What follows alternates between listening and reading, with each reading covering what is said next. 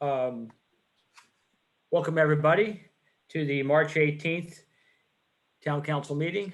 I'll begin the meeting by, calling to order the fact that the entire council and mayor are present.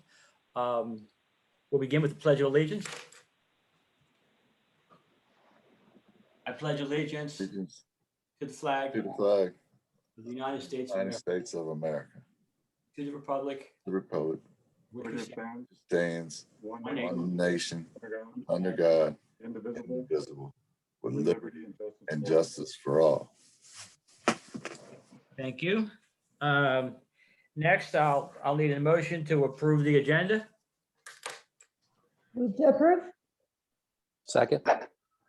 All in favor? Aye. The ayes have it. Give me a second here, everybody. Something just popped up on my screen I need to get rid of. Okay. Next we go to the, I'm going to seek any public comment on anything on the agenda. And before I take the comment, if you will, anybody that should be on mute, please go on mute. Before I take the public comment, Town Administrator Holly Wall wants to share something with everybody. So Holly. Great, thank you. In order to make your public comment, we are asking that you use the raise your hand feature. If you scroll down to the bottom of your screen, you should see that option. If you just select it, it should show on the side that you want to speak, and we will go through that list and call your name. We do have an up to 5-minute limit on public comments. So if you could state your name and your address for the record so that we could record that information.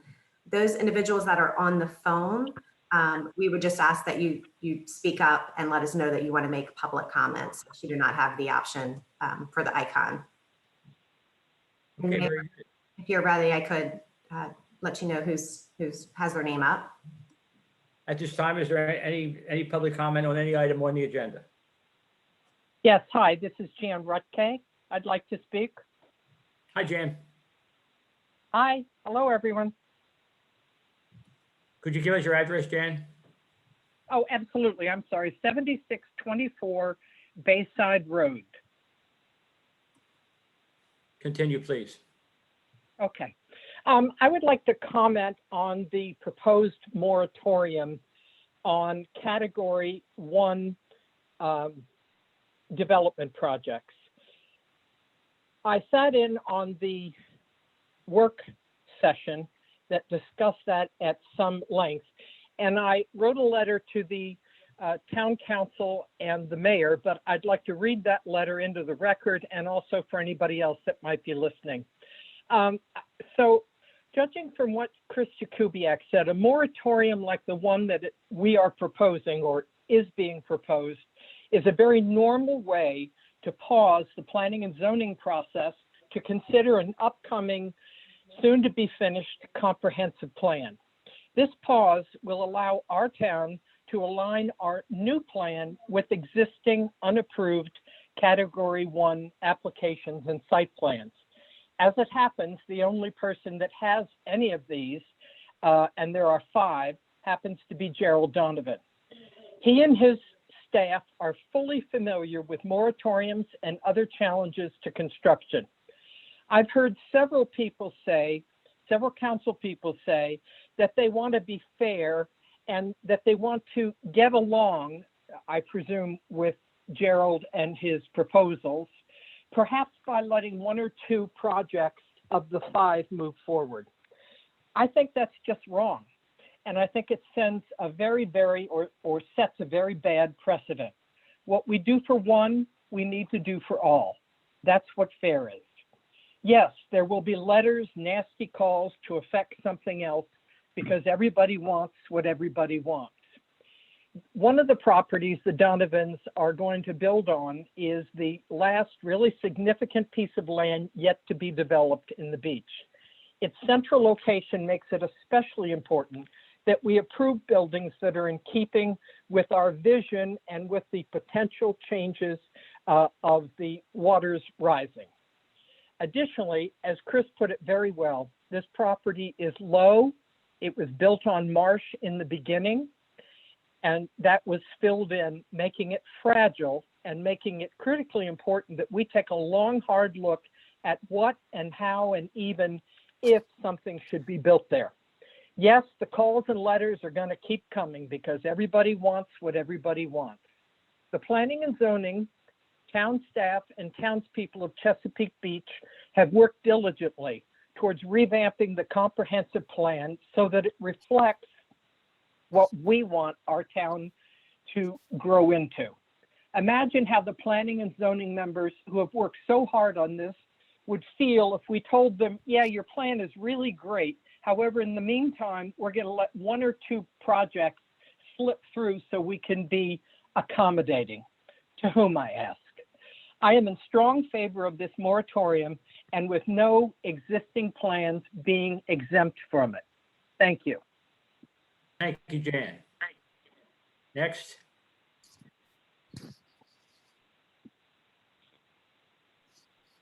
We have Randy Getman, who has his hand up. Yes, thank you. So I am also going to be talking about the moratorium, the R-21-3. First thing I'd like to say is that, you know, except for Chris, I did listen to the work session, and except for Chris, the whole planning and zoning are volunteers, very dedicated volunteers, and they got a purpose in mind, our town. So please keep that in mind as you decide on this. I recommend that we give the planning and zoning time to work on the comprehensive plan. But more importantly, to get public comment on their direction and intent within the comprehensive plan. Where are they heading? Do we agree with it? The public comment that the planning and zoning wants to get, they're asking for that. So we need to give them time to get it. You can't expect them to develop the plan, maybe understand what the possible zoning changes are, and do category 2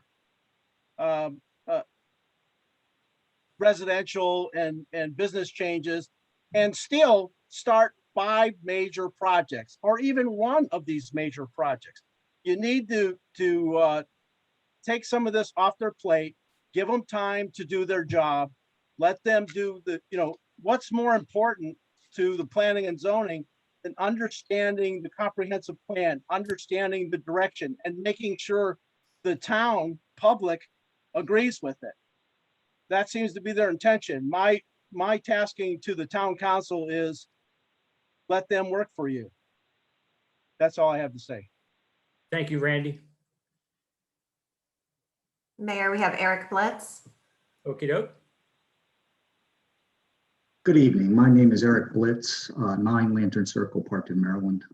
I represent the rod and reel, and I am urging a no vote on the proposed moratorium. The proposed moratorium seeks to enable a scheme of the latest Planning and Zoning Commission to make radical changes to the comprehensive plan and the zoning of Chesapeake Beach, reversing 50 years of guidance in previous comprehensive plans upon which property owners have legitimately come to rely upon, and for which the town has built roads, recreation facilities, water and sewer, and other infrastructure to support. Property ownership is a long-term investment. Millions of dollars of investment are at stake.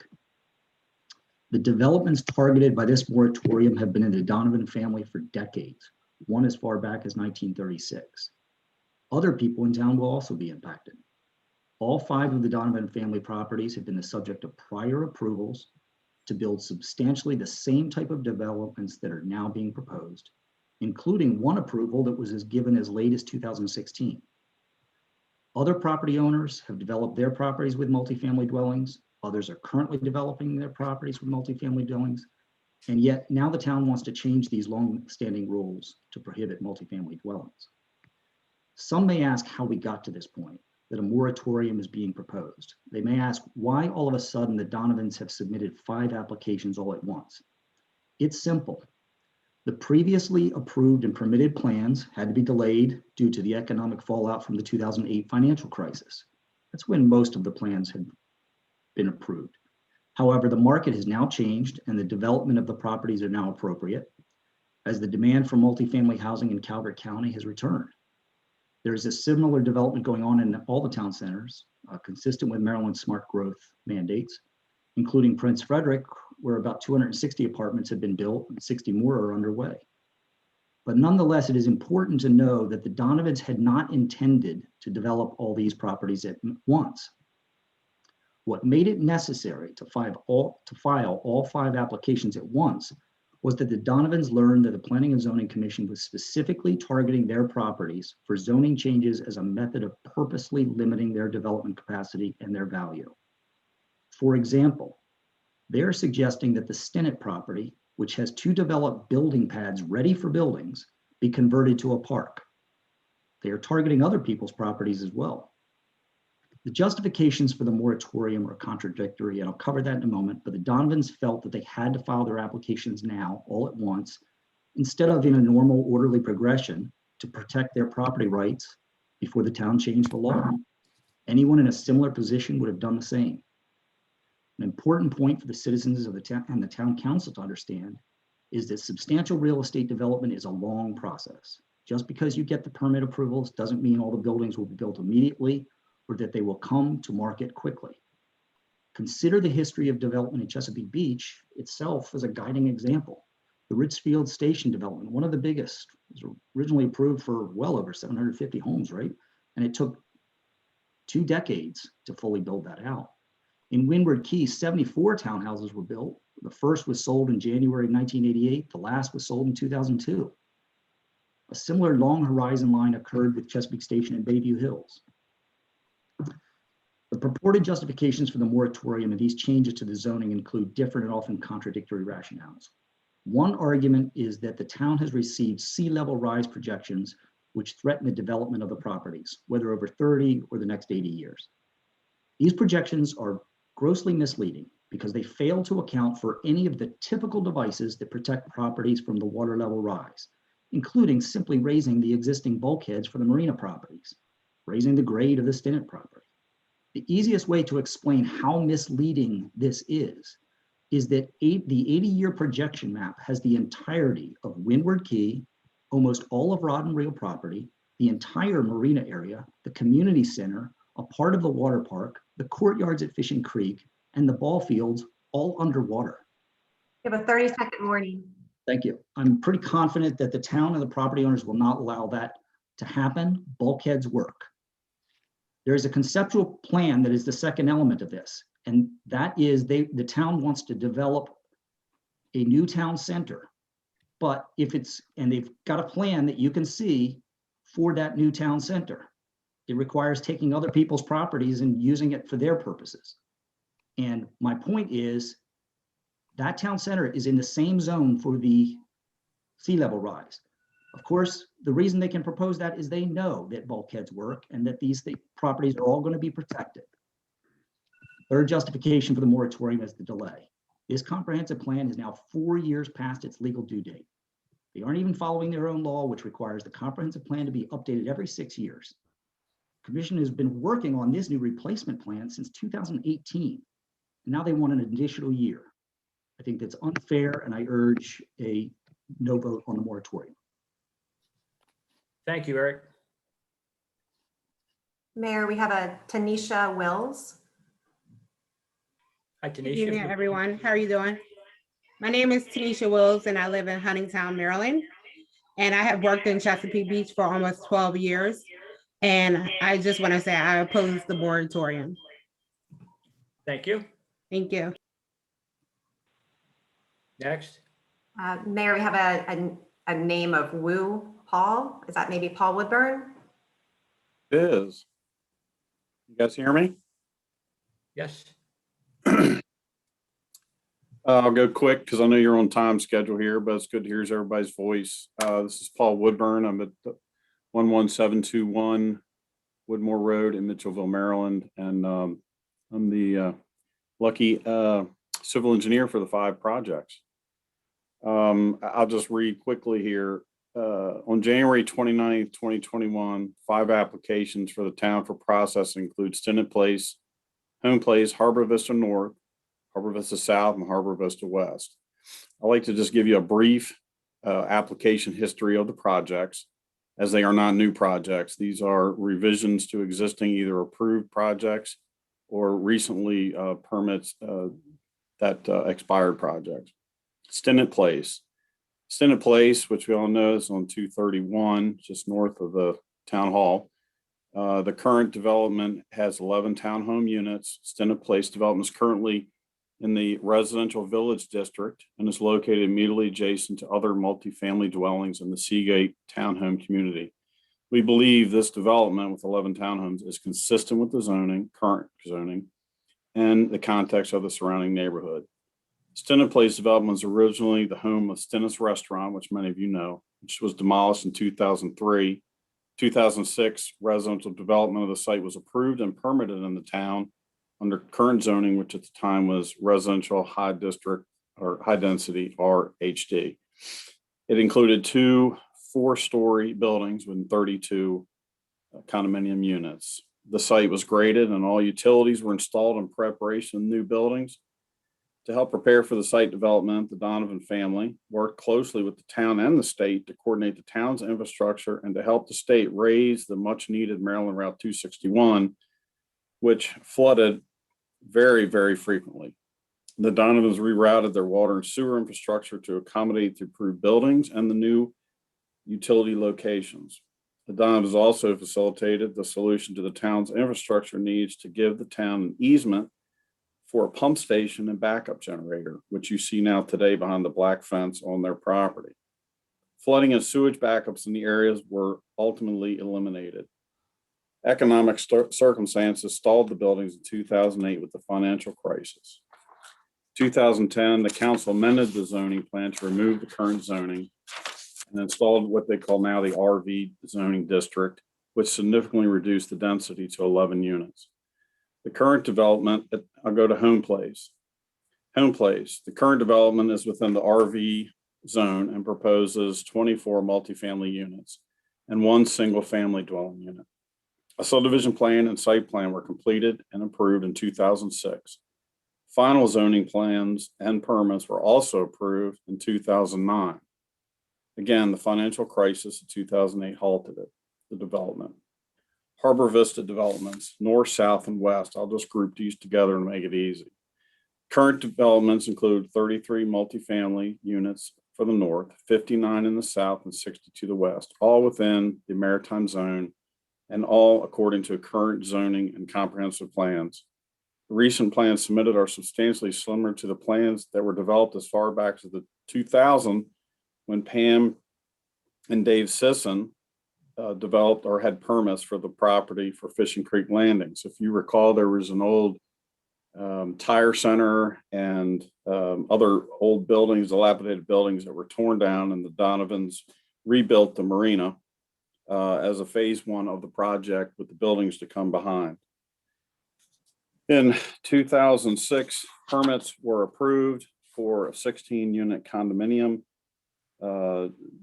structure just behind the water park. And let's see here. The project also included bioretention and infiltration systems, which are currently in place today, that were built behind the bulkheads. A significant reduction in impervious area was brought in as part of the project. And again, as I said, the dilapidated boathouses and travel lifts were removed. After the purchase of the marina, the Donovan family completed the mitigation work started by the Sissons for the proposed development in accordance with permits and town approvals. They removed the buildings and the travel lifts, etc. They also provided the access easement for the railway trail. Water and sewer taps were purchased in anticipation of the final development. The town approved a site plan to develop the Harbor Vista South property with a 5-story building in 2016. Full design plans and architectural plans were prepared for this development, and critical area mitigation was installed. The permit expired in 2018. In 2011, also a site zoning permit, water, sewer, storm, and critical area landscape plans were prepared for Harbor Vista North. Both permits eventually expired with the need for parking during the rod and reel construction. And then just We have time up, sorry. I was just gonna say, just one little quick thing on sea level rise. We understand the state has produced a theoretical sea level rise study for 25, 50, and 100-year events. However, all of these projects will be built 2 feet above the 100-year flood elevation, which is well above sea level rise. And thank you for your time. Thank you, sir. Mayor, we have a Mark Giogili. I'm sorry if I'm mispronouncing that last name, Mark. Mark G. Mark G. Mark G is fine. How are you tonight? Well, thanks. My name is Mark Giulio, and I'm a resident, and my address is 3456 Hillgale Drive, Chesapeake Beach, Maryland. Just wanted to say that I'm opposed to the moratorium as a complete 180 from all master plans leading up to today. The moratorium is a result of the failure of the town's government to complete the comprehensive master plan on a timely basis. The moratorium is unfair and unjust.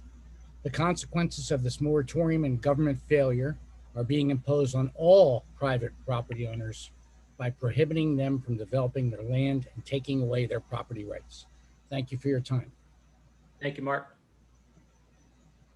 Mayor, we have Renee. You could state your name and address, please.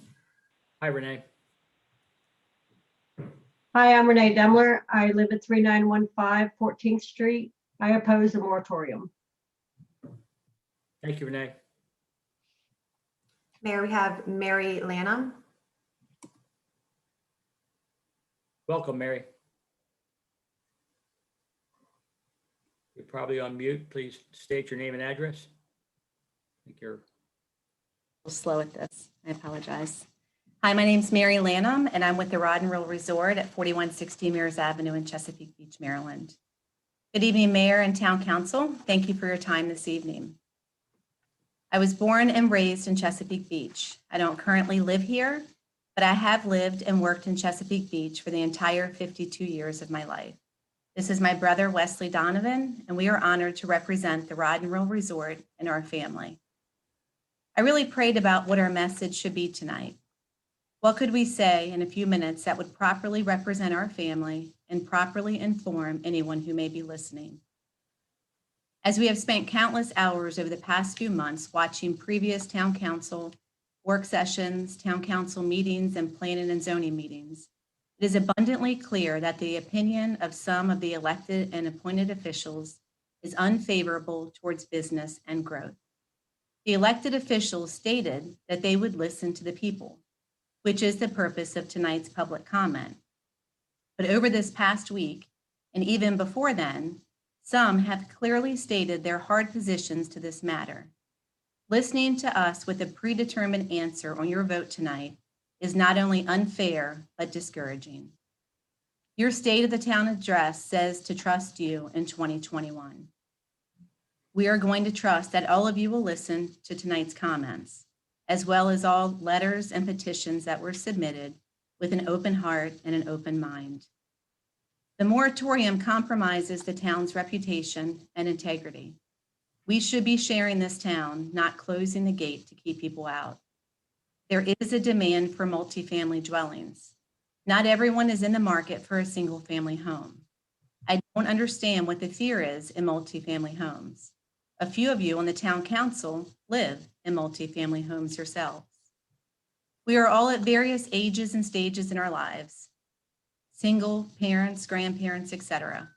Through these stages of our lives, our housing needs are very different.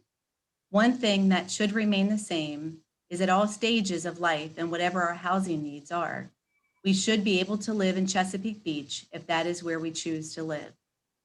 We feel that we are good neighbors in many ways. We contribute a lot to this town.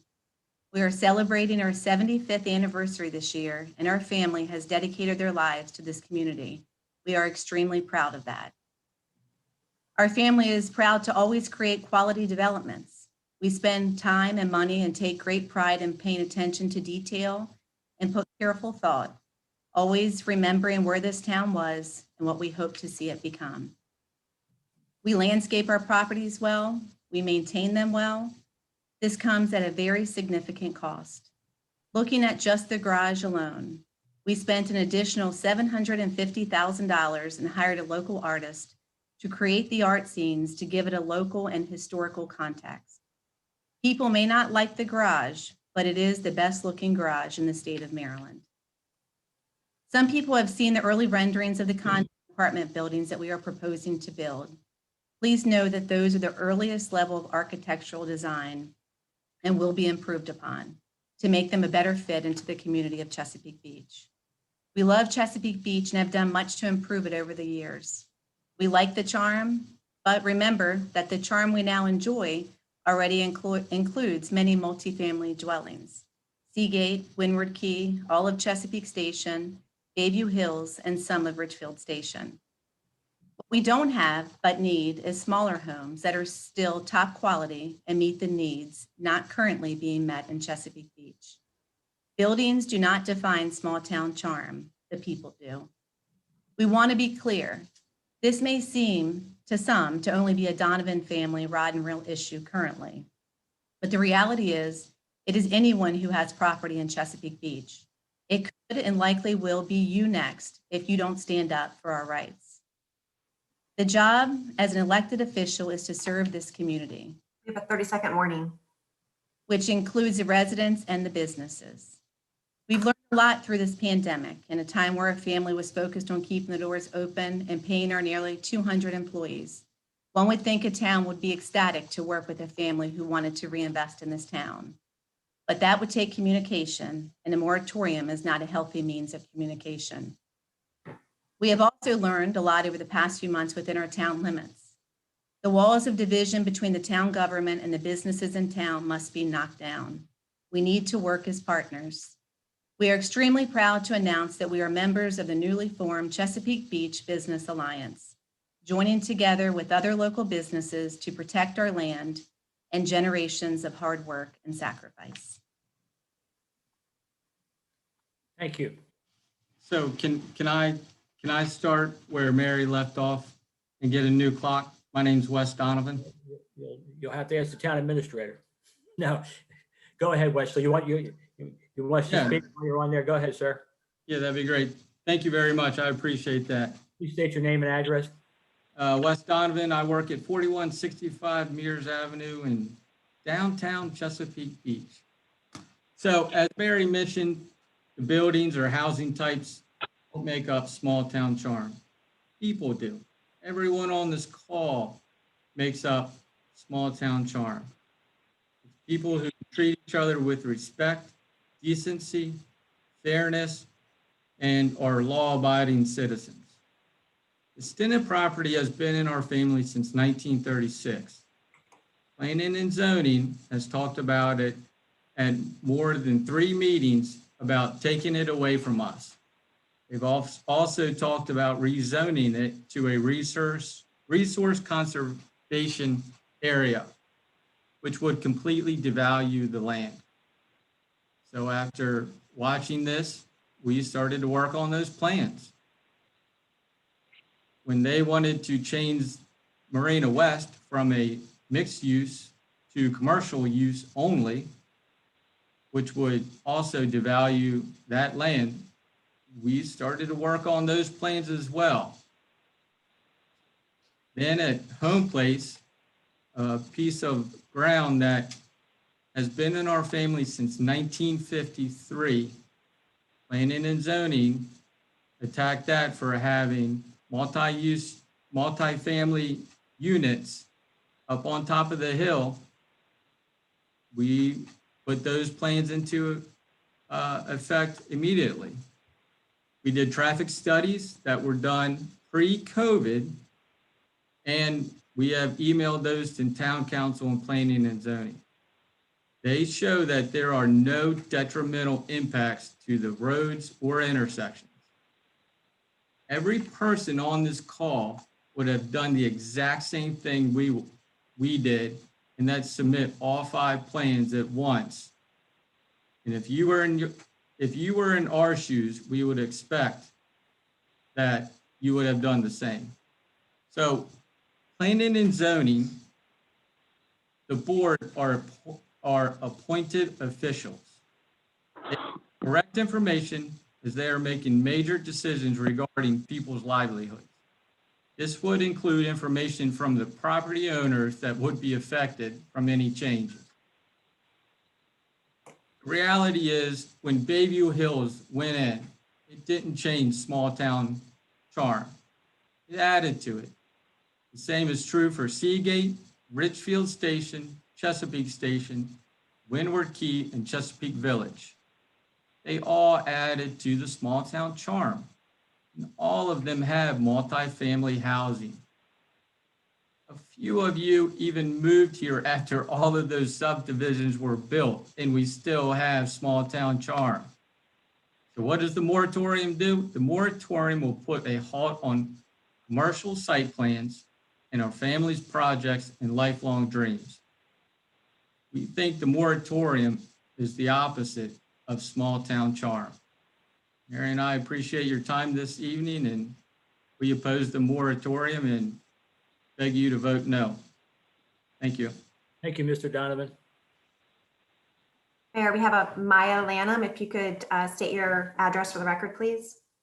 Hi, I work at 4165 Mears Avenue, Chesapeake Beach. Good evening, Mayor Mahoney and Town Council. My name is Maya Lanham and I work in the town of Chesapeake Beach. I am the granddaughter of Gerald and Mary Donovan and the daughter of Mary Lanham and niece of Wesley Donovan. After looking back over meetings from the Planning and Zoning Committee and meetings from the Town Council, one of the things that most people expressed that they wanted was the small town feel of Chesapeake Beach.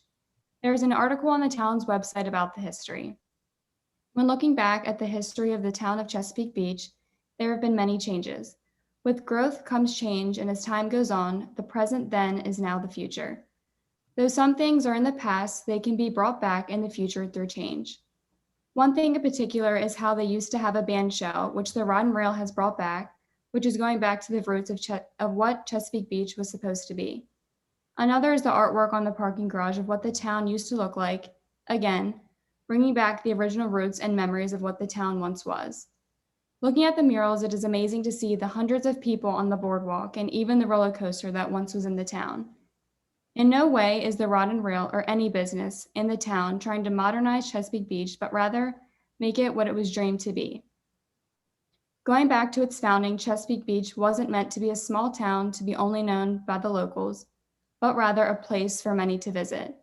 And the businesses in the community can get the town of Chesapeake Beach there with growth and development. With all of that being stated, I completely oppose the moratorium. Thank you for your time. Thank you.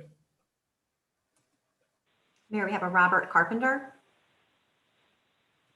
Hey, Bob.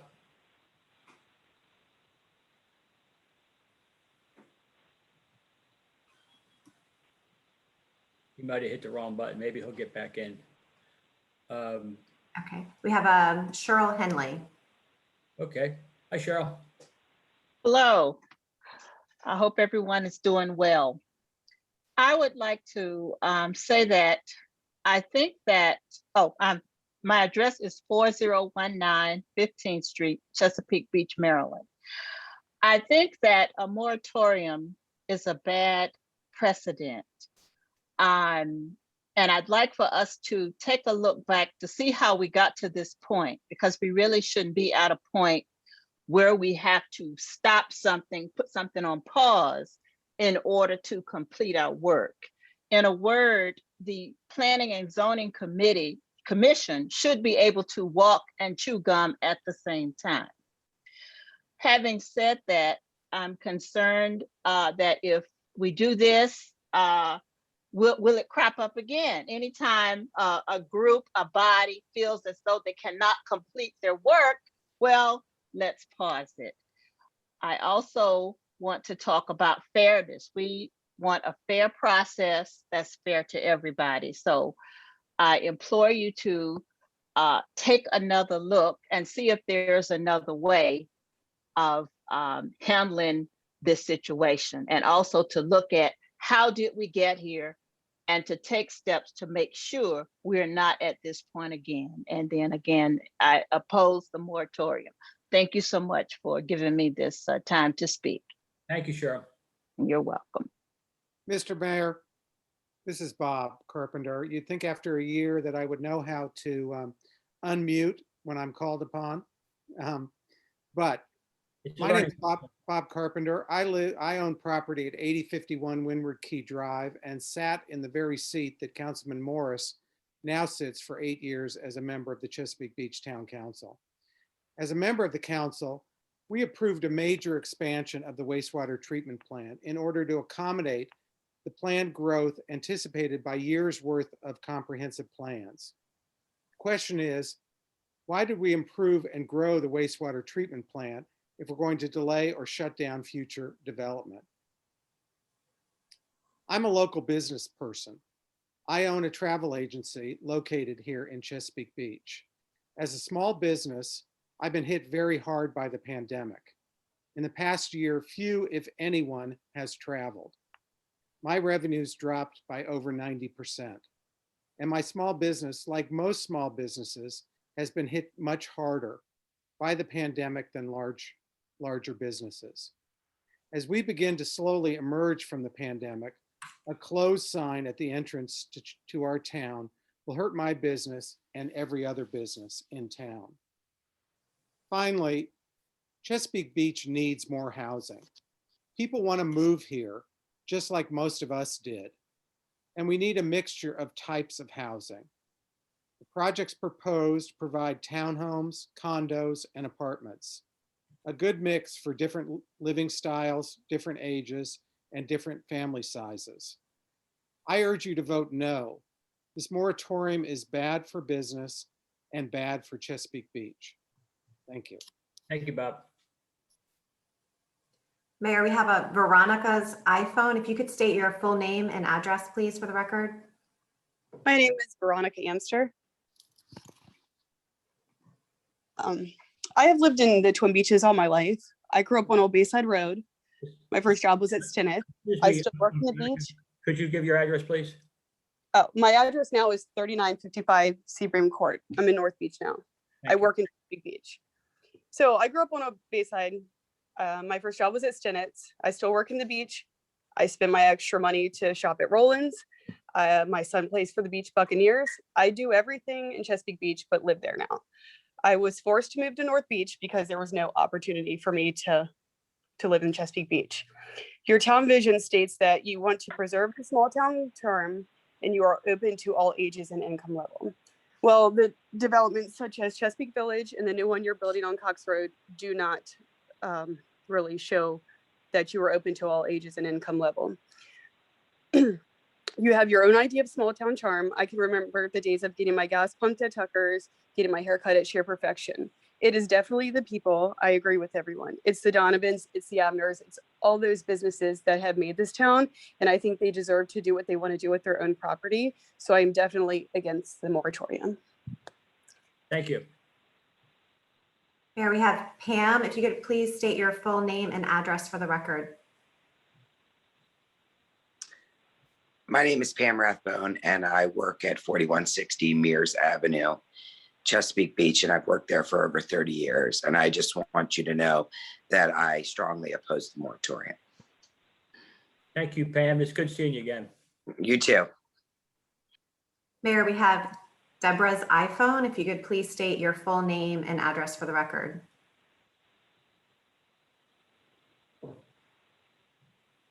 Hi, thank you very much. My name is Deborah Giangulio, and my address is 3456 Hillgale Drive. Thank you all for what you do. I just want to say thank you. It's not even an easy job, but I appreciate the time to speak as well. I can add on personal experience. When my husband and I moved here approximately 4 years ago, we had a very difficult time finding housing. We found that we had only smaller fixer-uppers or very high-priced, expensive housing. We would have been happy to consider a mid-priced home, including a multi-unit. I also have the same concern as one of the other residents, is that there seems to be my own personal perception that we're halting duties, some duties of the town council in order to work on a quote special project. These duties have been put on hold, and it's a very difficult perception for me to personally grasp being a business person. I'm not sure that I've been able to have my job description put on hold, a piece of my job description put on hold for any special projects. It's you have to carry on with all of your objectives. And I also understand that this is not a Q&A session.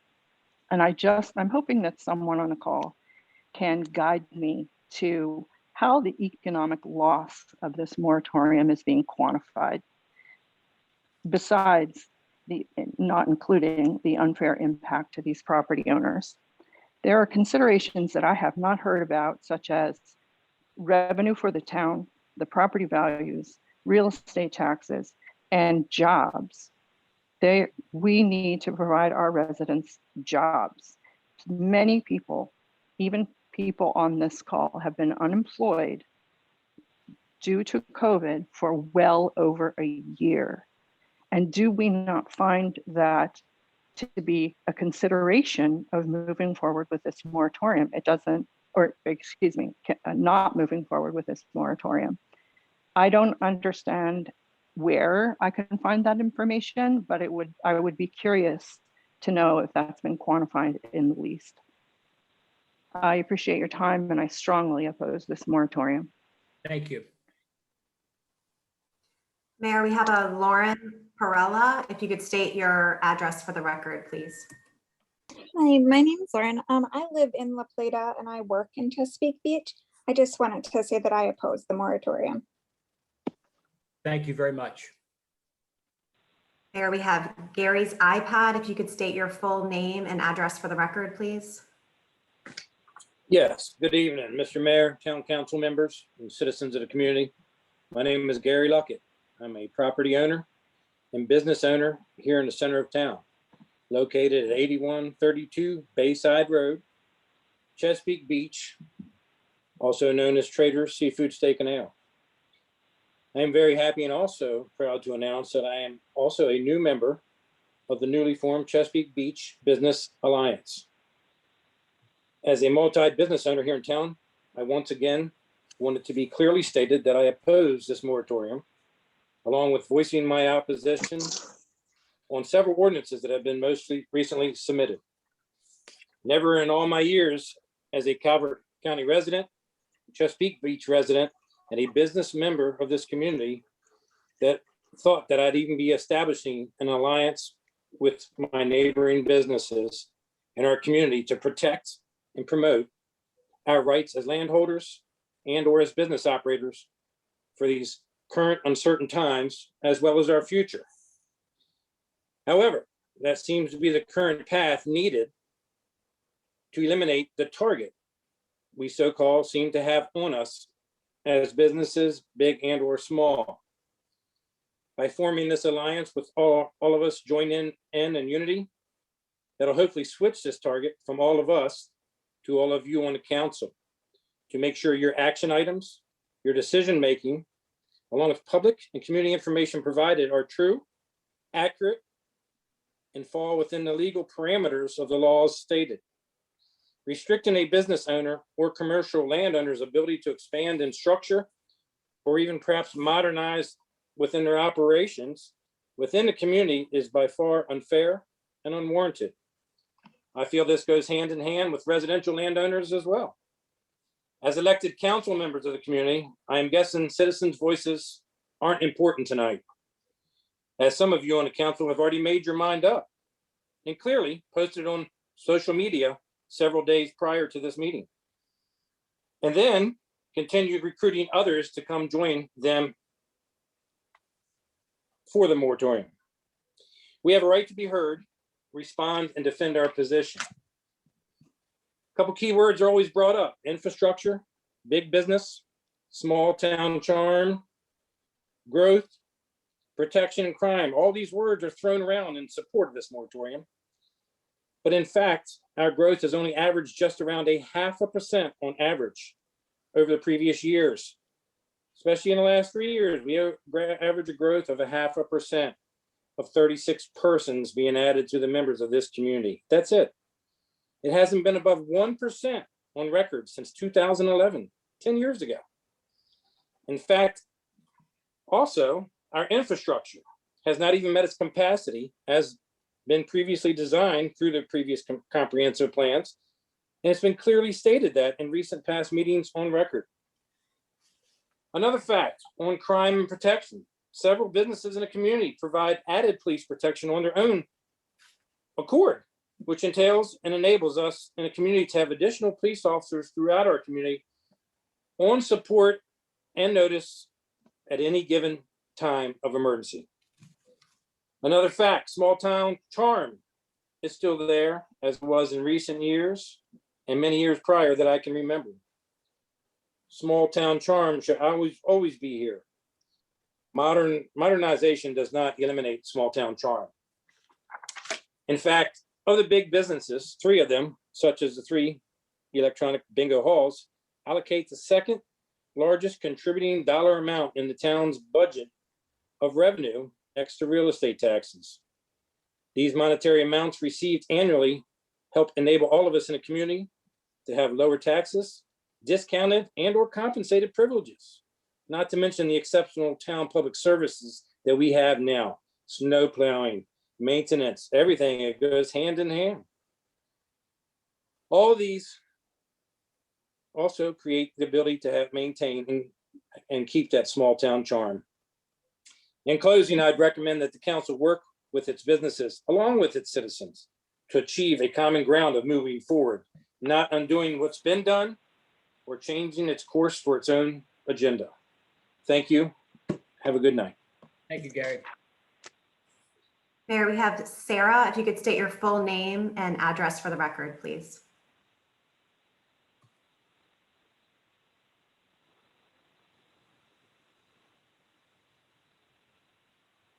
Hello, my name is Sarah Brown. I work at 4160 Mears. I'd just like to say I strongly approve. Thank you. Thank you, Sarah.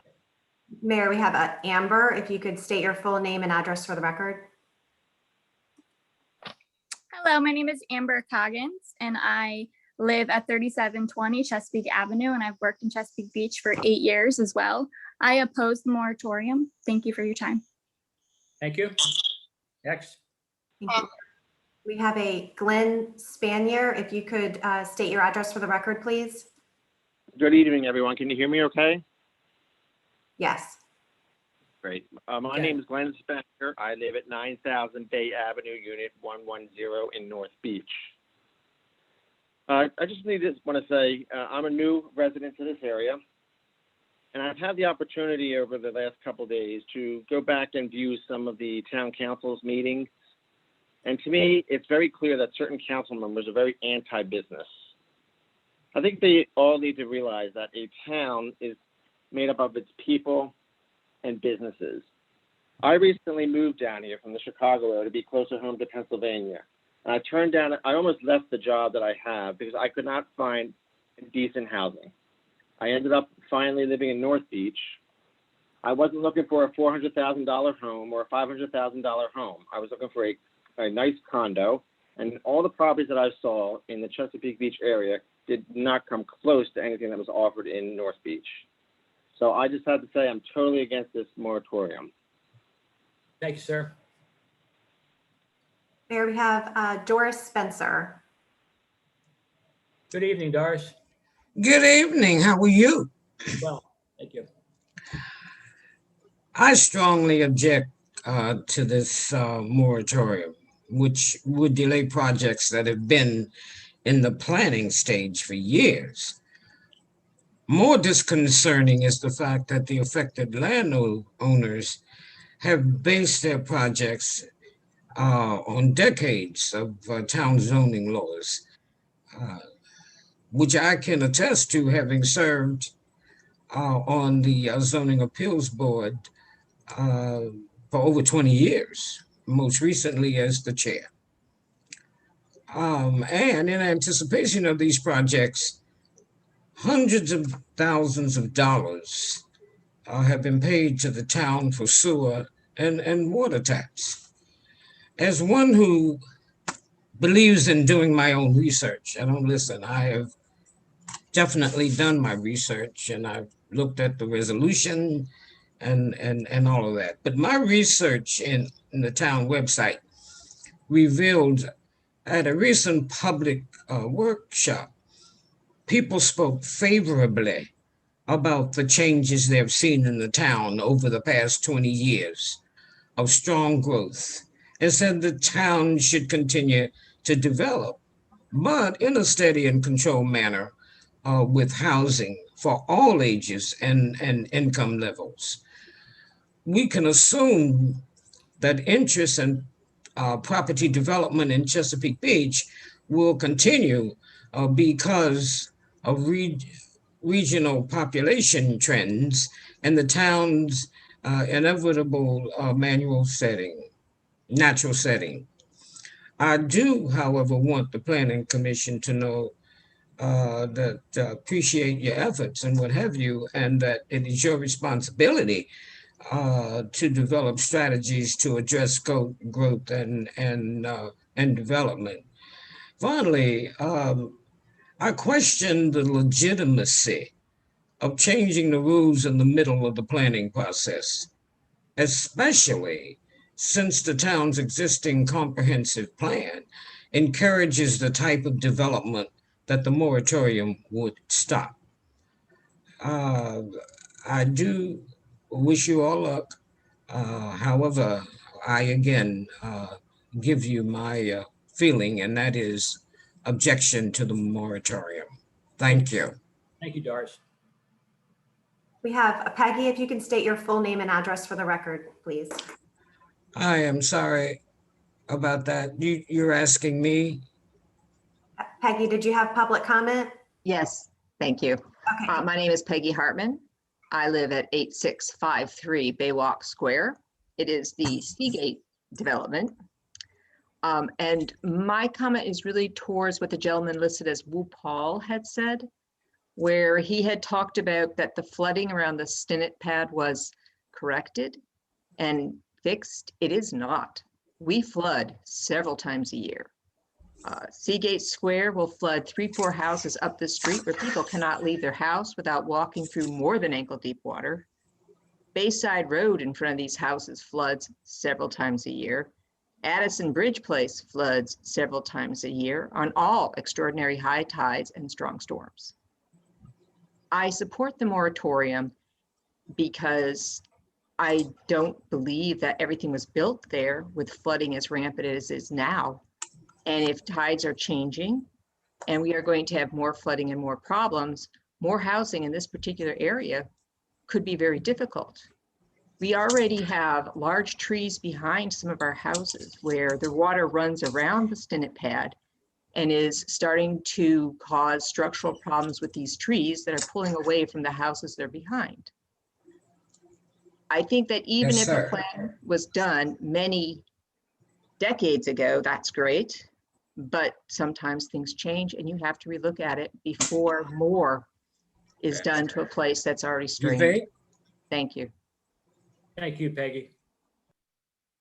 We have Donna, if you can state your full name and address for the record, please.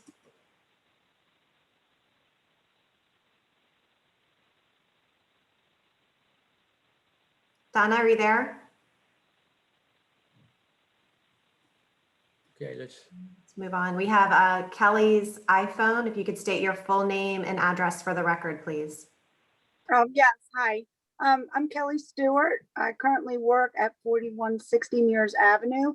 I also live in Chesapeake Beach, and I also own a small business in Chesapeake Beach.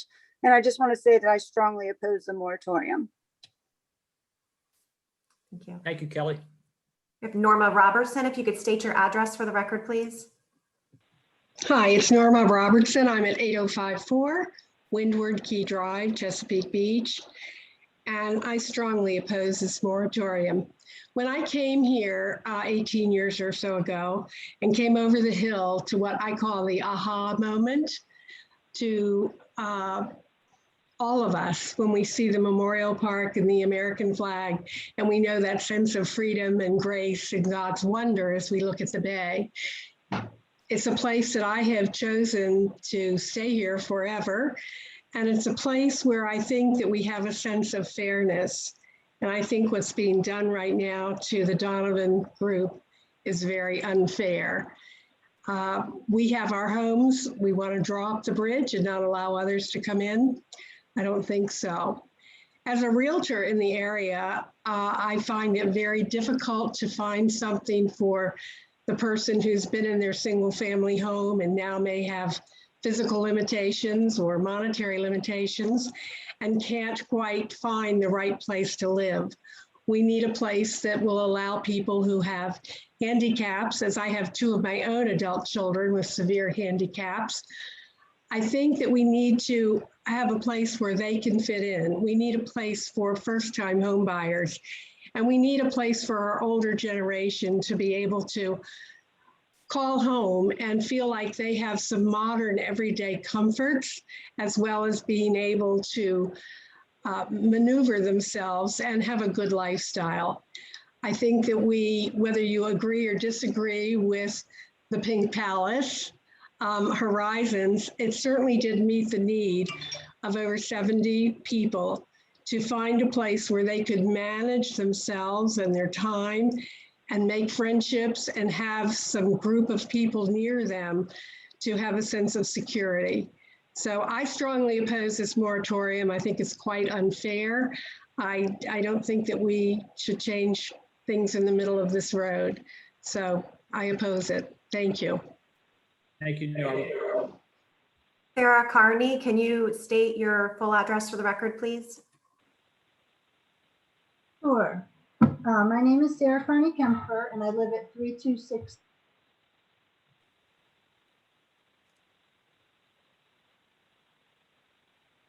Sarah, are you there? You lost her. Mayor, can we move on? Maybe she'll come back. Can we move on to Brian Brow? If you could state your address for the record, please. Hello, my name is it. Can everybody hear me? Yes. Yes. My name is Brian Brown. I'm at 7824 DeForest Drive, Chesapeake Beach, Maryland. I've been a lifelong member of the community, and I severely oppose to the moratorium. I think the bringing in of new people would just enrich the town's feelings.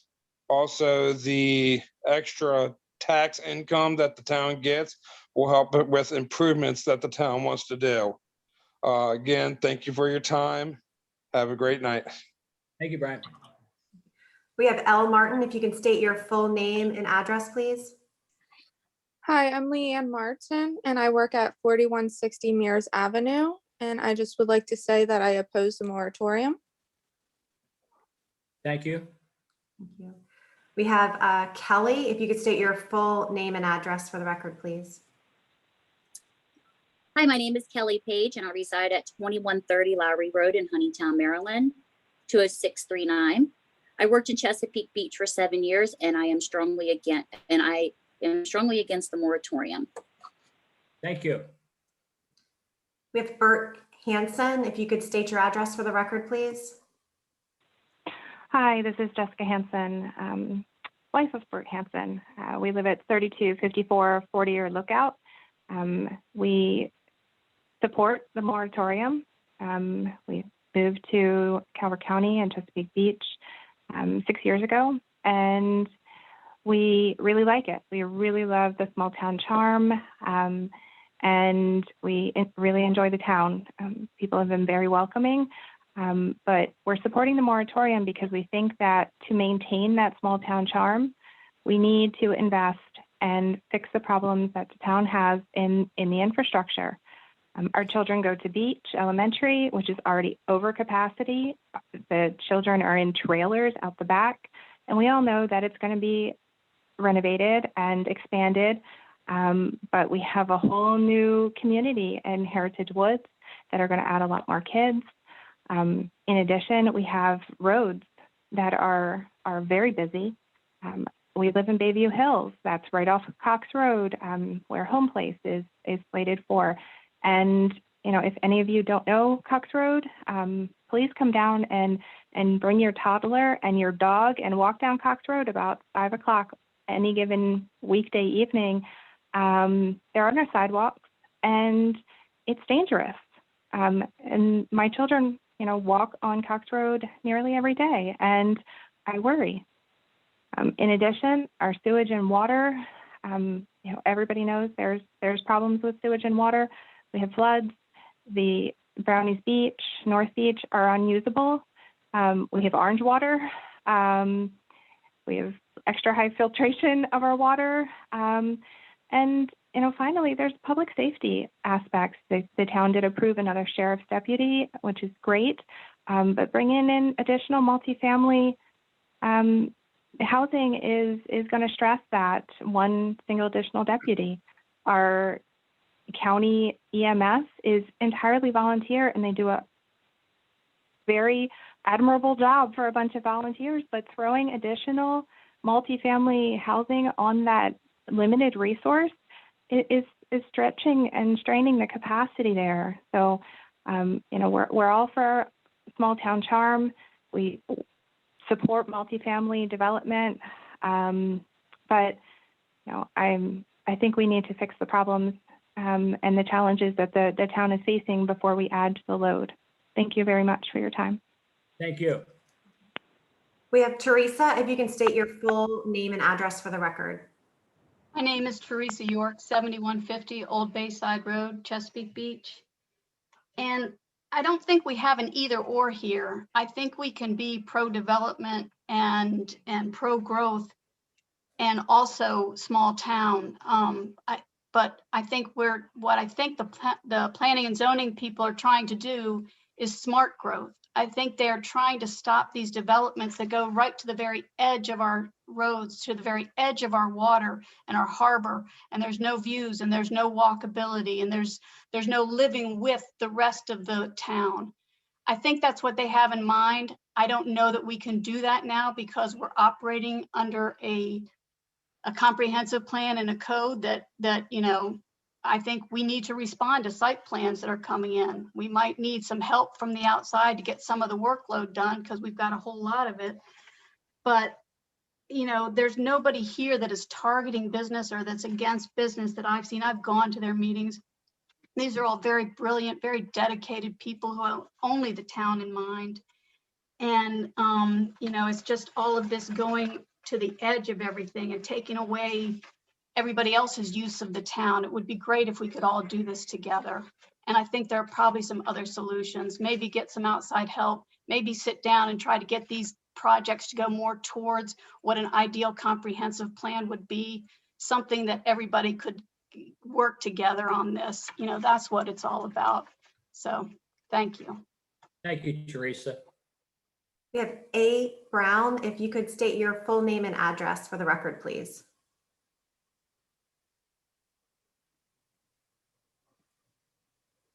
Hi, this is Amanda Brown, 7537 H Street. I just want to say that I oppose the moratorium. I think it's unjust and unfair, but I also thought about it from a different country, that as reading the moratorium, it also seemed as though planning and zoning was saying that they don't have enough staff to complete their responsibilities. And I thought that perhaps the town could consider augmenting them in some way with an outside contractor. But once again, I oppose the moratorium. Thank you, Amanda. Okay, we have Stacy Myler. If you could state your address for the record, please. Sure. Thank you, Holly. Stacy Myler, 3805 29th Street here in Chesapeake Beach. I've been a resident of the town for 46 years. And I also oppose the moratorium for a few reasons. First of all, I know a lot of people do not like to see new folks come to town. And if we had thought that way 46 years ago, probably 80% of you on here tonight will not be a resident of Chesapeake Beach. So growth is inevitable. It will happen. Those plans are within the town hall. They should be processed accordingly and not held up in a different process for the comprehensive plan. I actually feel it's unjust that the town hall is holding up the plans. So I strongly oppose the moratorium, and I hope that you take that in consideration when you make your decision tonight. Thank you, Stacy. You're welcome. We have Laurel. If you could state your full name and address for the record, please. Yes, good evening. My name is Laurel Matthews, and I live at 3263 40-Year Lookout. For 21 years, my husband and I resided here. We left Prince George's County for a better place and small town charm. That being said, I fully am against moving forward. I support the moratorium, and it's not about property rights. I certainly understand growth, but what I think we need to be is responsible with our infrastructure and make sure that we have feasibility studies, impact studies, and carry capacity. The ecological footprint is huge. We do live on the bay, and building isn't always better for the bay. And so I think if those studies can be produced and done to show that we are not going to dump more raw sewage into the bay, which happens when it rains. My understanding is the numbers have been 50,000 to 100,000 gallons of raw sewage. And we know that because we can't swim in it. We can't take our dogs there. We see it floating. Why is that happening if we've improved our infrastructure? As Ms. Hanson said, we live in the court together, and we have all spoken in 40-year lookout. And we do see where public safety is a concern. Our first responders, we support them. They do great work, but the more load that you put on them without resources, it does have an impact. You can't fix a problem by adding to it. The roads and the schools. If I'm correct, the school board has stated that the current capacity for Chesapeake Beach Elementary is 471. Current enrollment is 505, with 80 students going to Windy Hill Elementary. With the new beach being built, I am told by the school board that that new capacity is 578. So as Ms. Hanson said, with Heritage, we add another 200 to 300 additional families and other buildings. Where are these children going to go to school? So I think if we can get those studies done and we do it fairly and honestly, absolutely. But I think we need to show ourselves that we are truly caring about the impact. And it's not just bringing people to the beach, but what we have to live with every day, and critical services that will be greatly impacted if we don't. That's irresponsible on all of our parts. Thank you. Thank you. Hi, this is Travis Charette. I'm a resident of Chesapeake Beach, 3858 Bonnie Court. Great, thank you. You want to go ahead? Yes, ma'am. I strongly support the moratorium. We're new. We're a young family to Chesapeake Beach. This is the first time getting involved in local politics. However, I understand we're all for inclusiveness and whatnot, but for those of us who have paid the significant price for the property values that we already maintain, I do not think that it is right for a lower cost of living to be accommodated for. It's going to drive our property values down, and that's just not right for the rest of us. And as far as our first responders and critical resources are concerned, unless they're going to get the additional funding, then I don't support the extra strain on them. It's not fair to them, and it's not fair to them to have to deal with the extra strain. And like I said, I vote in favor. Thank you, sir. We have Brian Gretchen. If you could state your full name and address for the record, please. Yes, good evening. Brian and Gretchen Rager, 8727 C Street. We are for the extended moratorium. I want to agree with, I believe it was Peggy that mentioned the flooding at Seagate. For those that have never seen it, I would welcome you to come by and look. And it doesn't usually happen after rain. Sometimes it's tidal, and it's coming up through the storm drains. Also, I think that with these additional projects, if you think about it, there's only one egress out of the town, pretty much, and that's 260. Yes, you can go north and south down 261, but if you have to go west, that's all these additional buildings and residents is going to cause a strain on the road. So I would strongly urge the council to continue the moratorium. Take a year, take time, do the studies. It's not going to hurt anything. We don't want to turn into Waldorf or Prince Frederick. This is small town feel. So I would strongly urge a continued moratorium. Thank you, sir. We have Sarah Carney. If you could state your address for the record, please.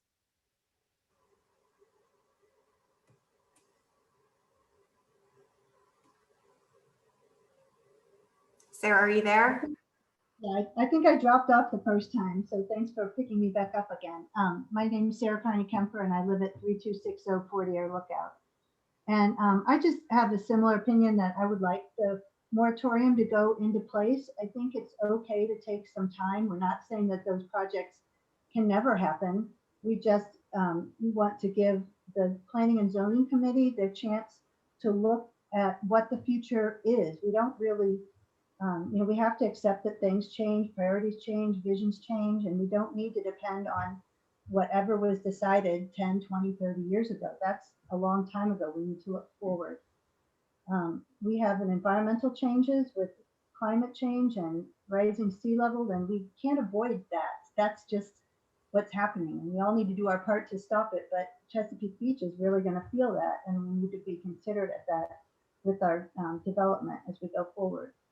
I also think we don't want to fill every nook and cranny with buildings. We want to protect Fishing Creek. And I think the thing that brings us the most joy and what we want to protect is our enjoyment of nature and our ability to be connected to the beach and to the bay and to Fishing Creek. So I just hate to see the town center get filled up with houses or buildings when it should be a place for all of us to enjoy. I'm fine with having more multifamily dwellings, but I just want us to be careful how we do it and find ways to make our little tiny bit that's left that we can decide how it can look to make it the way we're proud of for the long term, so that we have a little downtown Chesapeake Beach or a little area down by Fishing Creek that is a gathering place and not just a place full of more cars and more concrete. So I would suggest giving more time to the discussion as we look forward. And Thank you. Thank you. Thank you very much. We have Peyton. If you could state your full name and address for the record, please. Hi, I'm Peyton Lanham, and I work in Chesapeake Beach, and I oppose the moratorium. Thank you, Peyton. And do we have any others on the phone that would like to make public comment that have not made comment already? Hello. Hello. All right. Okay. My name is Sandra Charuja, and I am at 3557 Sauvignon Lane, Chesapeake Beach, Maryland, and I am for the moratorium. Thank you for calling in and waiting. Yeah, how you doing? This is Bradley Schmidt. Okay. Would you mind stating your name and address, sir? Bradley Schmidt, 4004 Bandshell Court, Chesapeake Beach, Maryland, which is Chesapeake Station. I've lived here my entire life. I've had a business down here. I used to have a business in Owings. I've relocated to Chesapeake Beach because I thought it'd be a better opportunity. And I'm all for the condos being built. I'm totally against the moratorium. This town was moving in the right direction.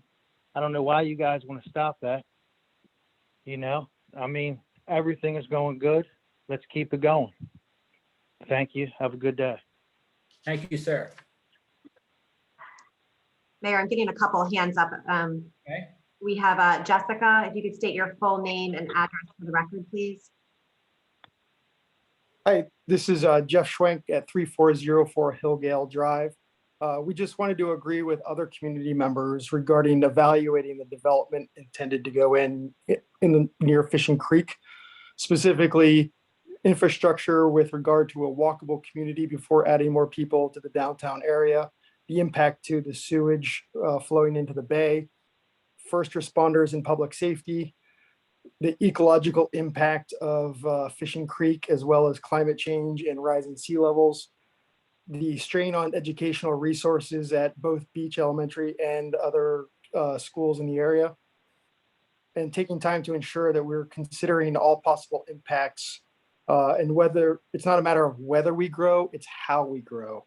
Affordable housing is important for the community to continue to develop and grow opportunities for folks to live in the area. It's just a matter of how we do that intelligently. Thank you. Thank you. Okay, it looks like I have one more hand up. Jay Clay, if you could state your full name and address for the record, please.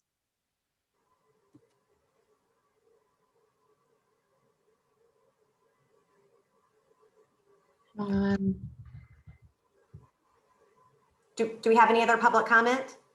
Okay, if that's it, we can move on. Thank you, everybody. Appreciate that.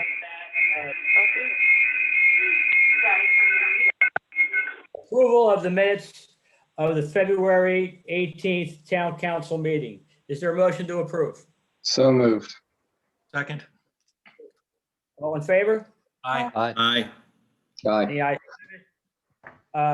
Approval of the minutes of the March 8th work session. Move to approve. Second. All in favor? Aye. You guys have it. Approval of the minutes of the March 8th closed session. Second. All in favor? Aye. Any ayes have it again. Next we'll go to the town administrator's report. Holly, is there anything in particular you want to share with the council before they possibly have some comments? Sure. I just wanted to notate the 2 RFPs that we have listed here as current. They have been posted on eMaryland Marketplace. We do have 2 mandatory pre-bid meetings scheduled, both for April 6th for those 2 projects. Okay, that's great. Does the council have any comments or questions of Holly? I'll start with Dr. Bodine, if that is the case. No questions. I've read it. All right. Charlie? No, nothing. Larry? My only question was on the schedule, and Holly's already answered that. Thank you. Very well. Mr. Morris?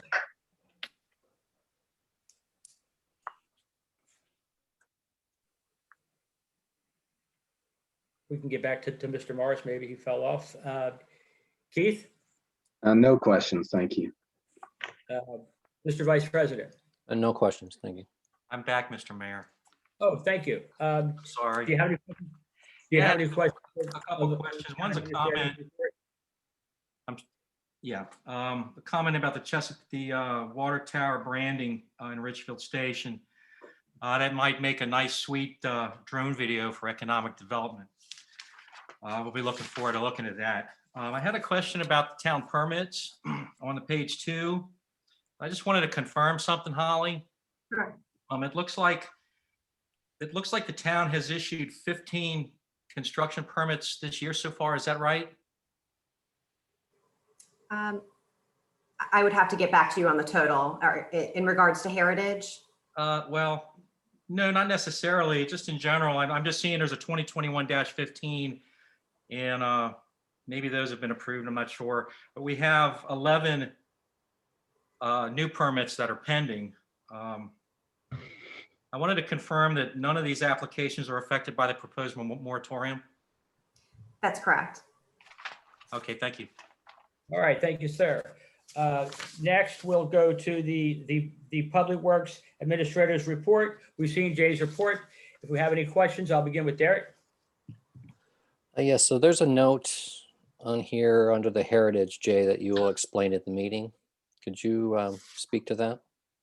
Sure, and I appreciate you asking, Derek. One thing that this administration, due to development in the past, instituted was a balance and check system before UNOs were issued in any development since the latest phase in Richfield Station and Chesapeake Village, that the town would have a sign off or a process before the UNO was issued.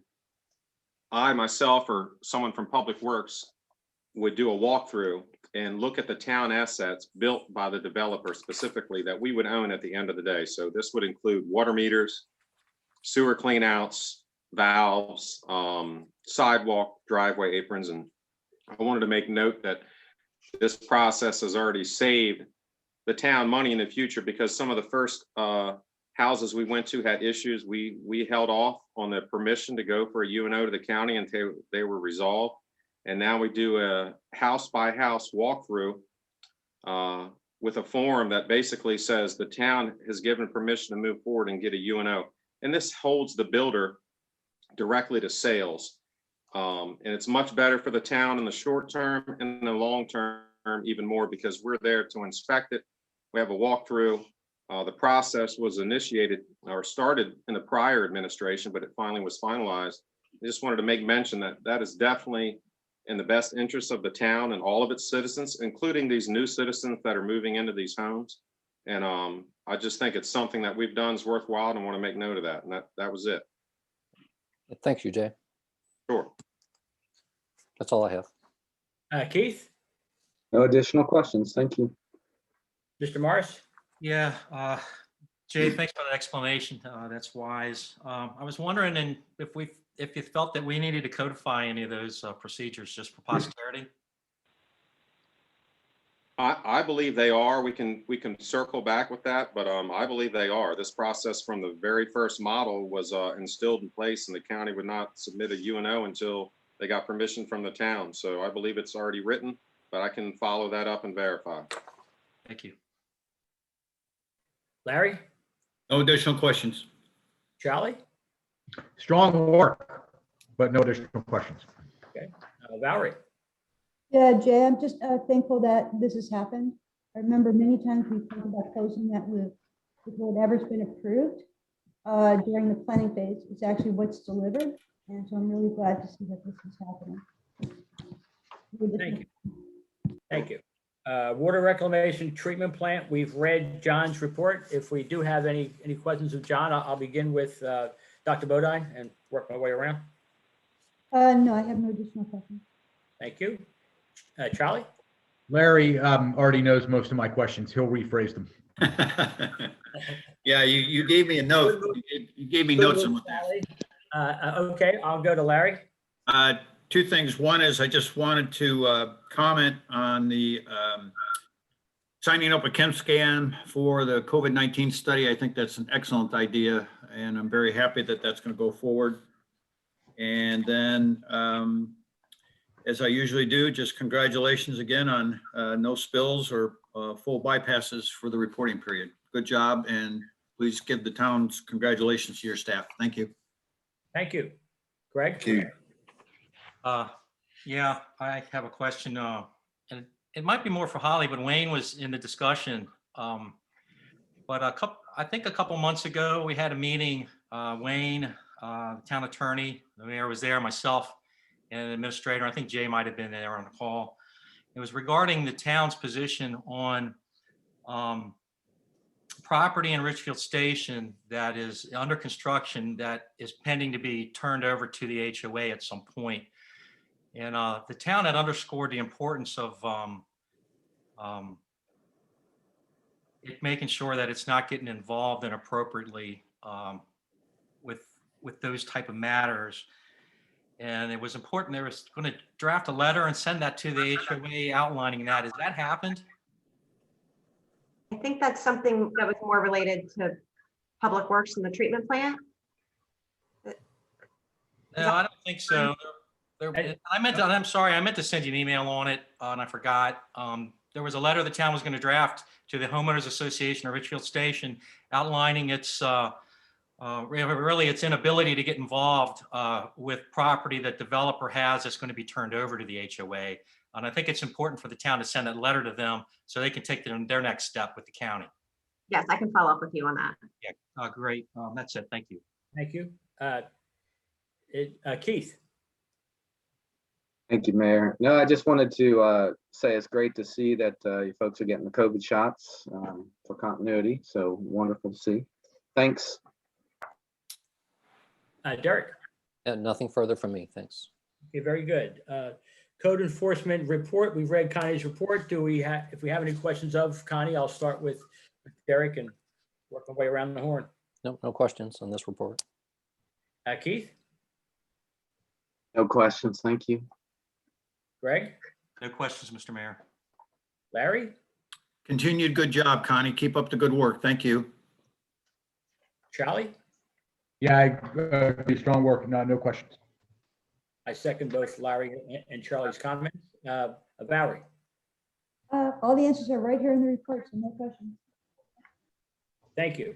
There's no town treasurer's report. As you know, we're in the middle of the budget season and we see our treasurer often.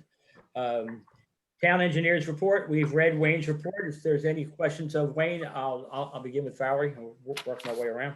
Yeah, I was wondering if we've gotten any return on that memo regarding the maintenance agreement with the parking garage.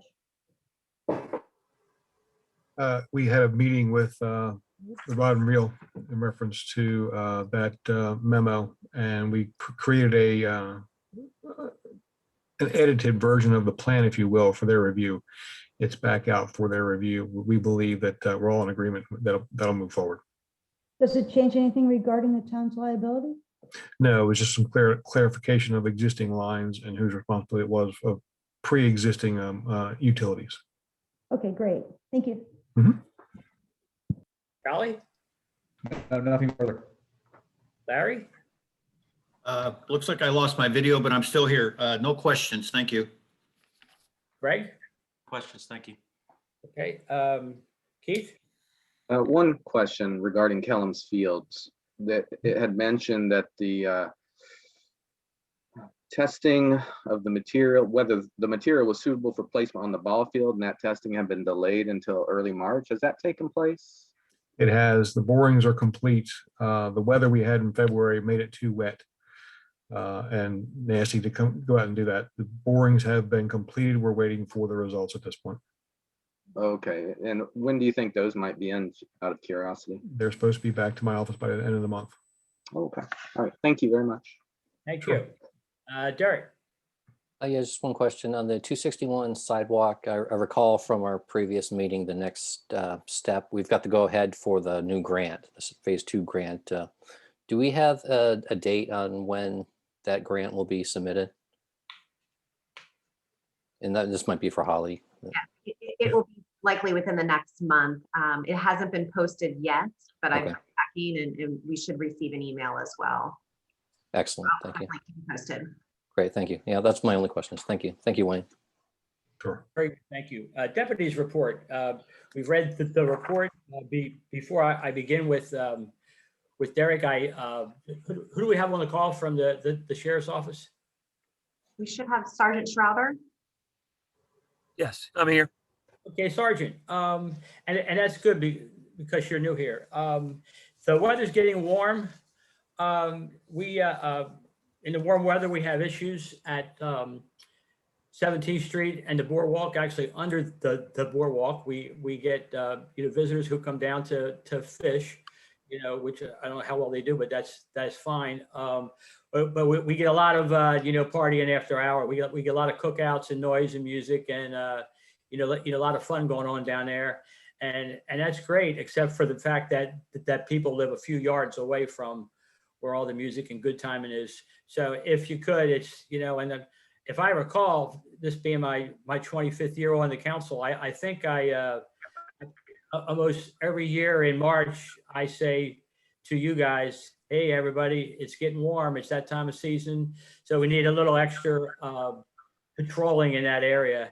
And, this is probably going to, for the next 6 or 7 months here at the beach, we really, rely on you guys to do a little more patrolling. So that's my comments, sir. And I'll ask the council if they have any comments, beginning with Derek. No, I just want to thank Sergeant Schroeder for being here tonight and everything you guys are doing. I don't have any questions on your report. Thanks. Okay. Keith? No questions. Thank you. Greg? Thank you for helping keep our town safe. Please be safe, and thank you for your service. Please let your colleagues know. Thanks. Thank you. Thank you, sir. And I second that. Larry? Once again, welcome to town and look forward to, like I joked the last time, meeting you under social circumstances, not professional. Thank you. Thank you, Larry. Charlie?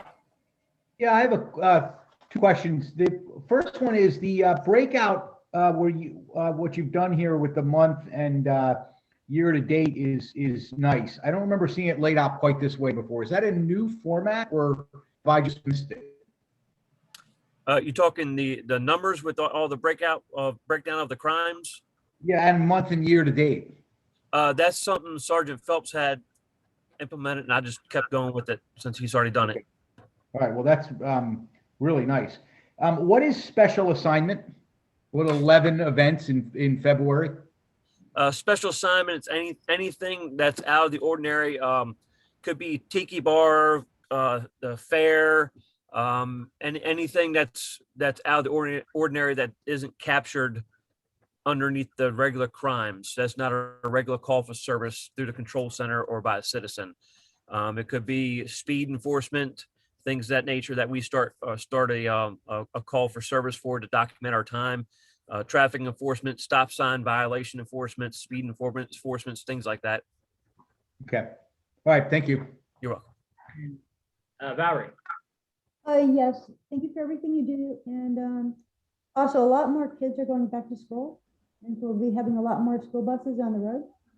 And so just so you're aware, when the red lights blink, you're supposed to stop. And so that'd be wonderful. We just have a lot more kids out there, I've noticed. Absolutely. Okay, thank you.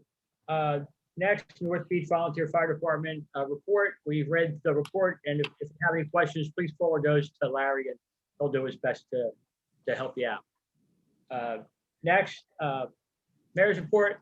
I want to begin by basically just encouraging everybody on the call, if you haven't had a vaccine, to do your best to register and get a vaccine.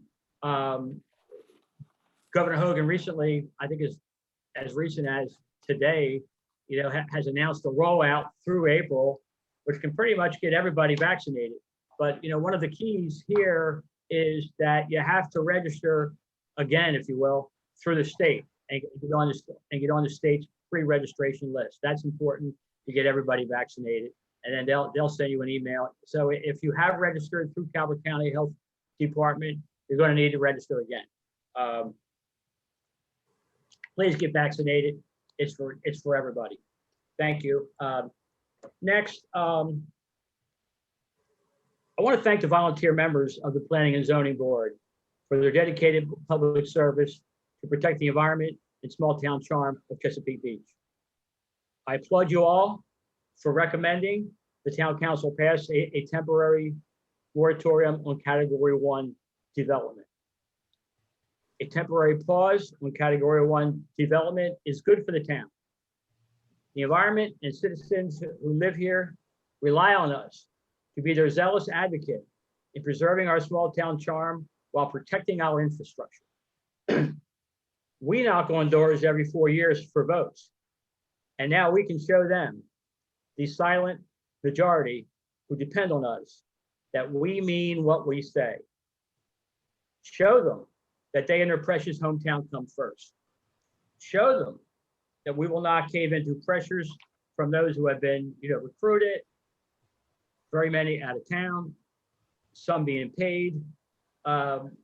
We must be advocates for the environment and our citizenry, and not cave into pressures to change the landscape of our town forever. A moratorium is a tool to ensure a proper time to plan. It's very important. It is a tool that many local governments utilize and is within the rights of this public body to ensure that we are acting responsibly with what we are entrusted with by the citizens of Chesapeake Beach. We just had a referendum where 79% of the voters said no to Chesapeake Beach becoming a casino town. This is a clear indication that our citizens choose to remain a quaint small town. And yet here we have proposed high-density projects. For those who live in Richfield Station and Bayview Hills, the congestion from traffic, if this happens, won't allow you to come into the center of town. Look at how it was during the bridge construction and multiply that frustration. You will be saying to friends and family, I used to live in a small town, but our leaders failed to preserve the charm, and now we can't even get into town to see the bay and shop. To those on the waterfront, from First Avenue south to Chesapeake Village, the saying will be, My commute from work to Chesapeake Beach is 30 minutes.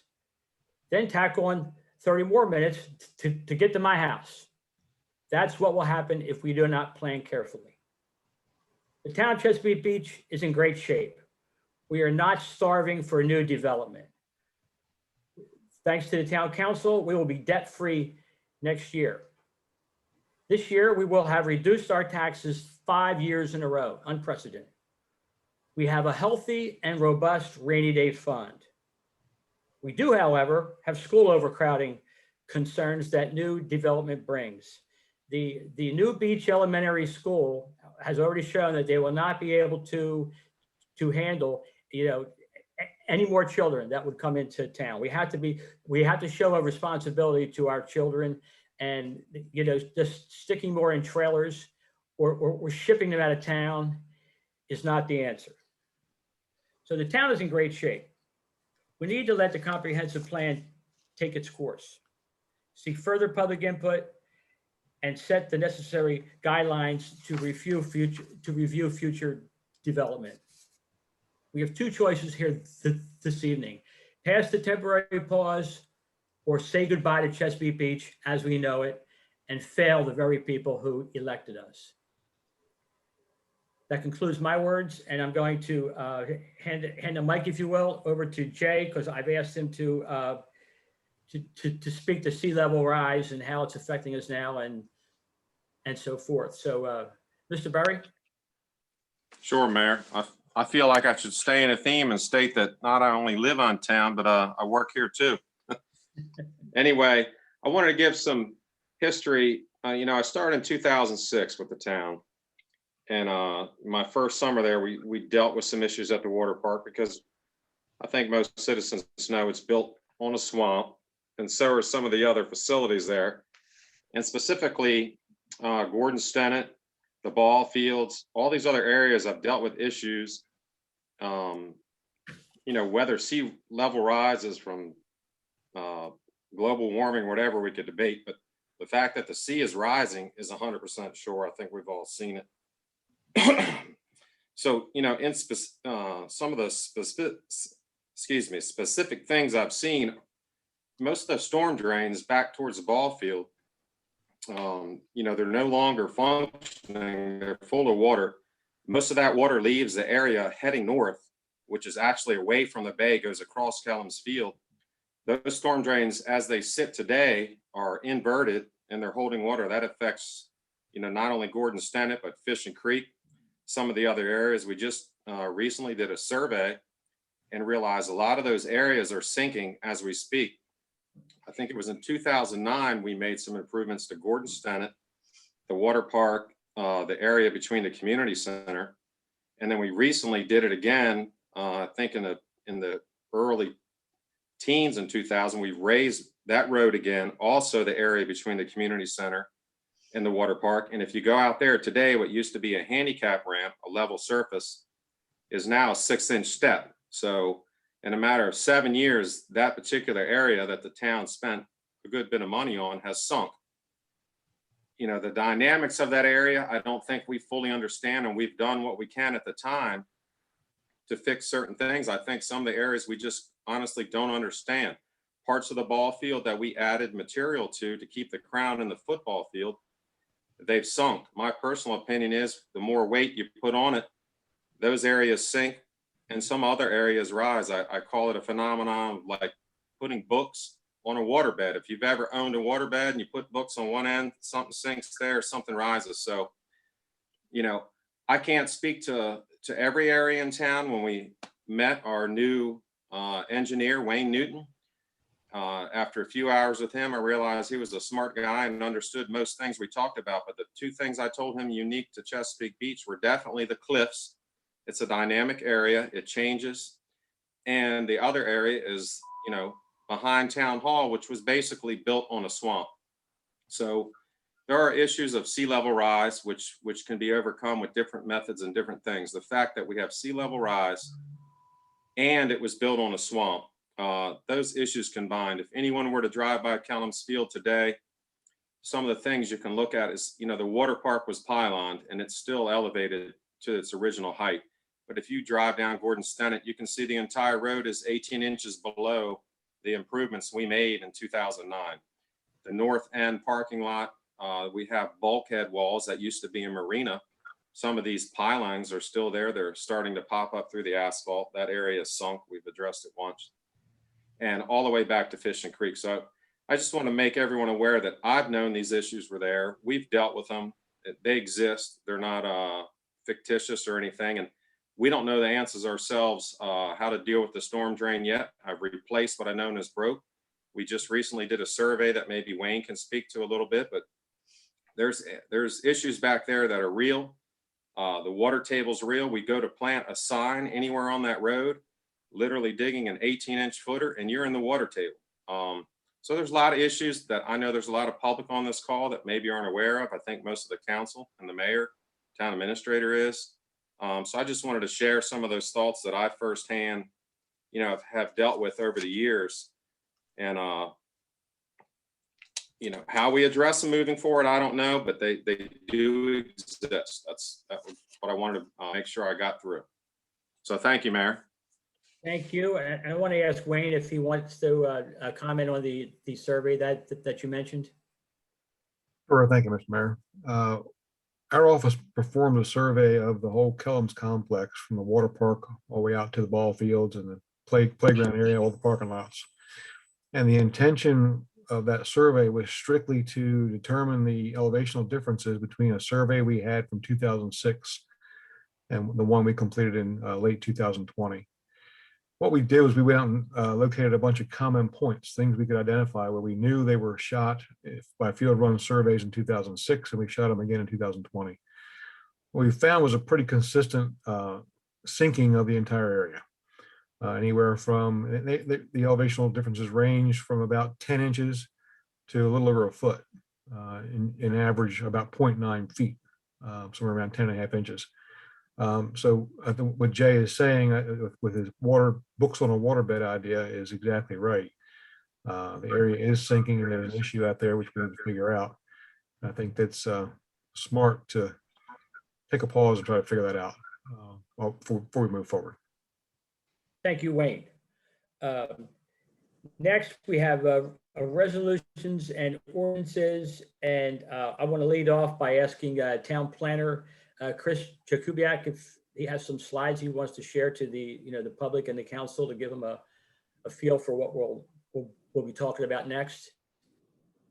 So, call, sir.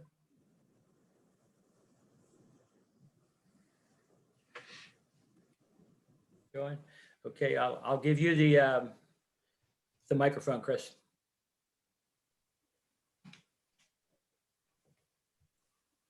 Chris, you're on mute.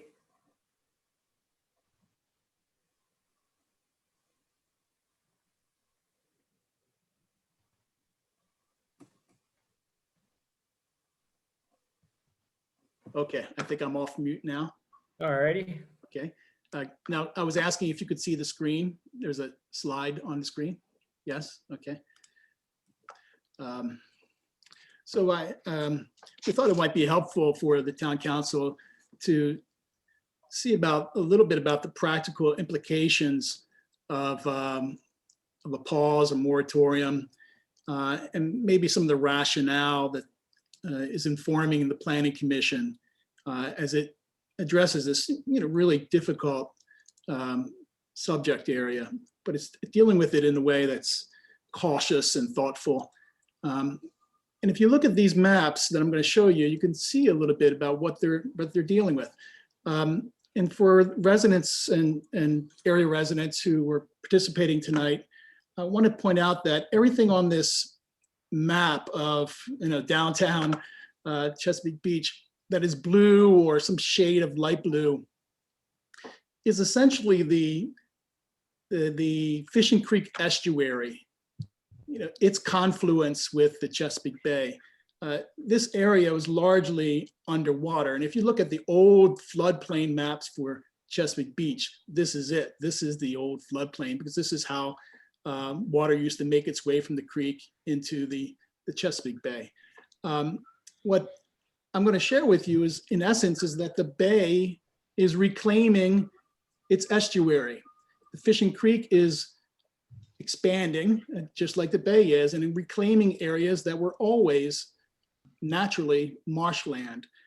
And more particularly, this map shows a projected sea level rise of 2.1 feet over the 2,000 foot mean high rise level.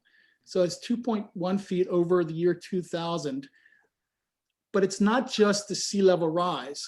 This map shows flooding on top of the sea level rise, because that's the guidance that we're given by the state to use. And these mapping data were from the University of Maryland Center for Environmental Science, and the University or the State of Maryland Climate Change Commission. They publish reports every 5 years to track this and to provide advice to municipalities and other coastal communities.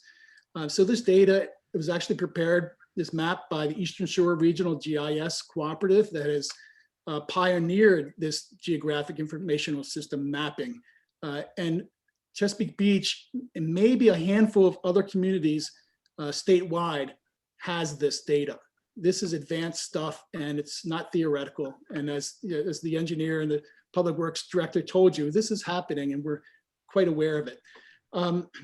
So first, let me just point out this circle here. This circle shows the location of Harbor Vista West, which is one of the proposals that came into the town hall in late January.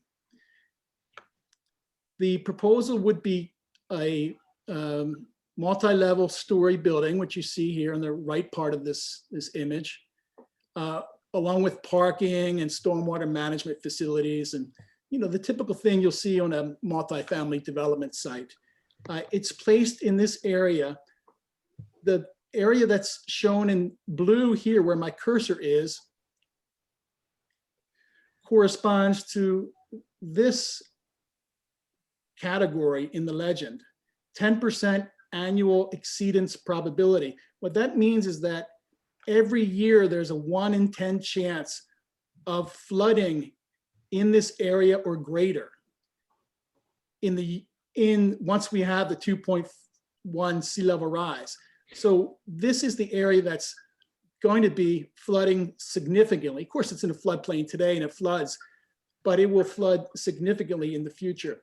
And if you look at point D there, there's an elevation spot right there, point D, follow the arrow. At point D, the depth of flood water in the 100-year flood event would be 3.8 feet. In that, the 100-year flood event, happens frequently. It doesn't just happen every year or every 100 years, but technically it has a 1% chance per year, technically. But in the 500-year flood event, like Hurricane Isabel, which is still fresh on our minds, the floodwaters are projected to be 5.7 feet deep in this area. This part of the project site that is darker blue, and there's the shed that exists there on the property there now. And in place of that, there would be a parking area. That would be open water in the decades ahead. And we're talking, 29 years or so. So the proposal would place 60 dwelling units, roughly 150 future town residents within an area projected to have an annual 1 in 10 chance of flooding by 2050. This frequency probability is 10 times greater than the typical 100-year flood zone that you see elsewhere in town. And parts of the site would be devoted to parking, and stormwater management would be open water over the next 29 years. And this is to say nothing of the rising water tables and the instability of the land itself to support the development. This is why the Planning Commission is concerned about some of these projects and wanting to take more time to work with the community to figure out a different direction. So the next project has been called Harbor Vista North. And if you see the circle here, this is just off of Gordon Stinnett Avenue, the road that Jay has just described as dropping 1.5 feet over the past 7 years. Again, it's an area that's expected to be flooding, 1 in 10 chance per year. It would place 23 dwelling units and 57 residents within this higher risk zone. And we don't have a plan for how to accommodate this or manage this or to address the needs of these future residents, much less the needs of existing residents and the recreational needs of the town and supporting our existing businesses so that they don't flood. So this all has to be planned cooperatively. Now, any developer will say, I can protect my own property just fine. I can raise my land, and you heard that tonight. But that doesn't solve the problem for the community. In fact, it has the potential to worsen it for the community. And that's why we're in this together, and we have to work through these issues together. Oh, by the way, this building line here, this red line shows approximately where 35 feet would be. The Planning Commission has discussed the possibility of lowering the building height from the maximum of 70 feet to 35 feet. So if that idea was adopted and a zoning change was made to make it 35 feet, this building couldn't even be built. So the Planning Commission is looking for community guidance and thoughtful comments about building heights within the center of town, within the town everywhere, actually. The next project, Harbor Vista South, and this project was approved as of 4 years ago, but it wasn't followed through on and it expired. And it expired for at least the second time. So these projects have come to life and they've fallen off the pathway. And today they don't exist. This is not a project. The property now is a parking lot. It's serving an important function for the Rod and Reel Resort for its development, but it's not an existing project and there's no approval attached to this at all. And again, it has similar flood issues, but not as bad. This actually sits up at a higher level elevation, and only small parts of it would actually be significantly flooded over the long term. Most of it probably could be mitigated through various construction techniques. And yet the building is still considerably higher than what the Planning Commission would like to see along the water's edge in the center of town. And that line shows you roughly where 35 feet would be versus the 58 feet that is being proposed. You heard mention tonight of a project called Home Place, which is at 3418 Cox Road. On this image, the highway here is Maryland 260, the roadway, and here's Cox Road. This proposal would add two kind of multi-family buildings, 2 wings, and it would be over the 35-foot height limit. What this proposal does is it says it meets the 35-foot height limit, and it technically meets 35 feet as defined now in the code, because now if you do a multi-family building in Chesapeake Beach and you put parking under the building, you can start measuring height from the first level of living space. So you can go 9, 10, 12 feet before you even begin measuring height. And so that's why this building is considerably taller than 35 feet. And the Planning Commission has prepared a draft ordinance, and they're considering removing this provision. And this area is not even in the floodplain, so this is not as if this does a service in terms of accommodating safety, life safety. So this is a matter that the Planning Commission is working through as well. And then lastly, the project called Stiniplace. Here's a really, I think, an attractive townhouse type of community, but it's kind of burdened by the same type of issues that we're seeing elsewhere. And here's C Street, for instance, and Maryland 261. Oops. Let's see. This arrow is roughly pointing to where the wastewater treatment plant is, and this is the marsh that you see as you head north into Chesapeake Beach. These 2 parcels of ground is this area. There's a Seagate community right here and Addison Bridge.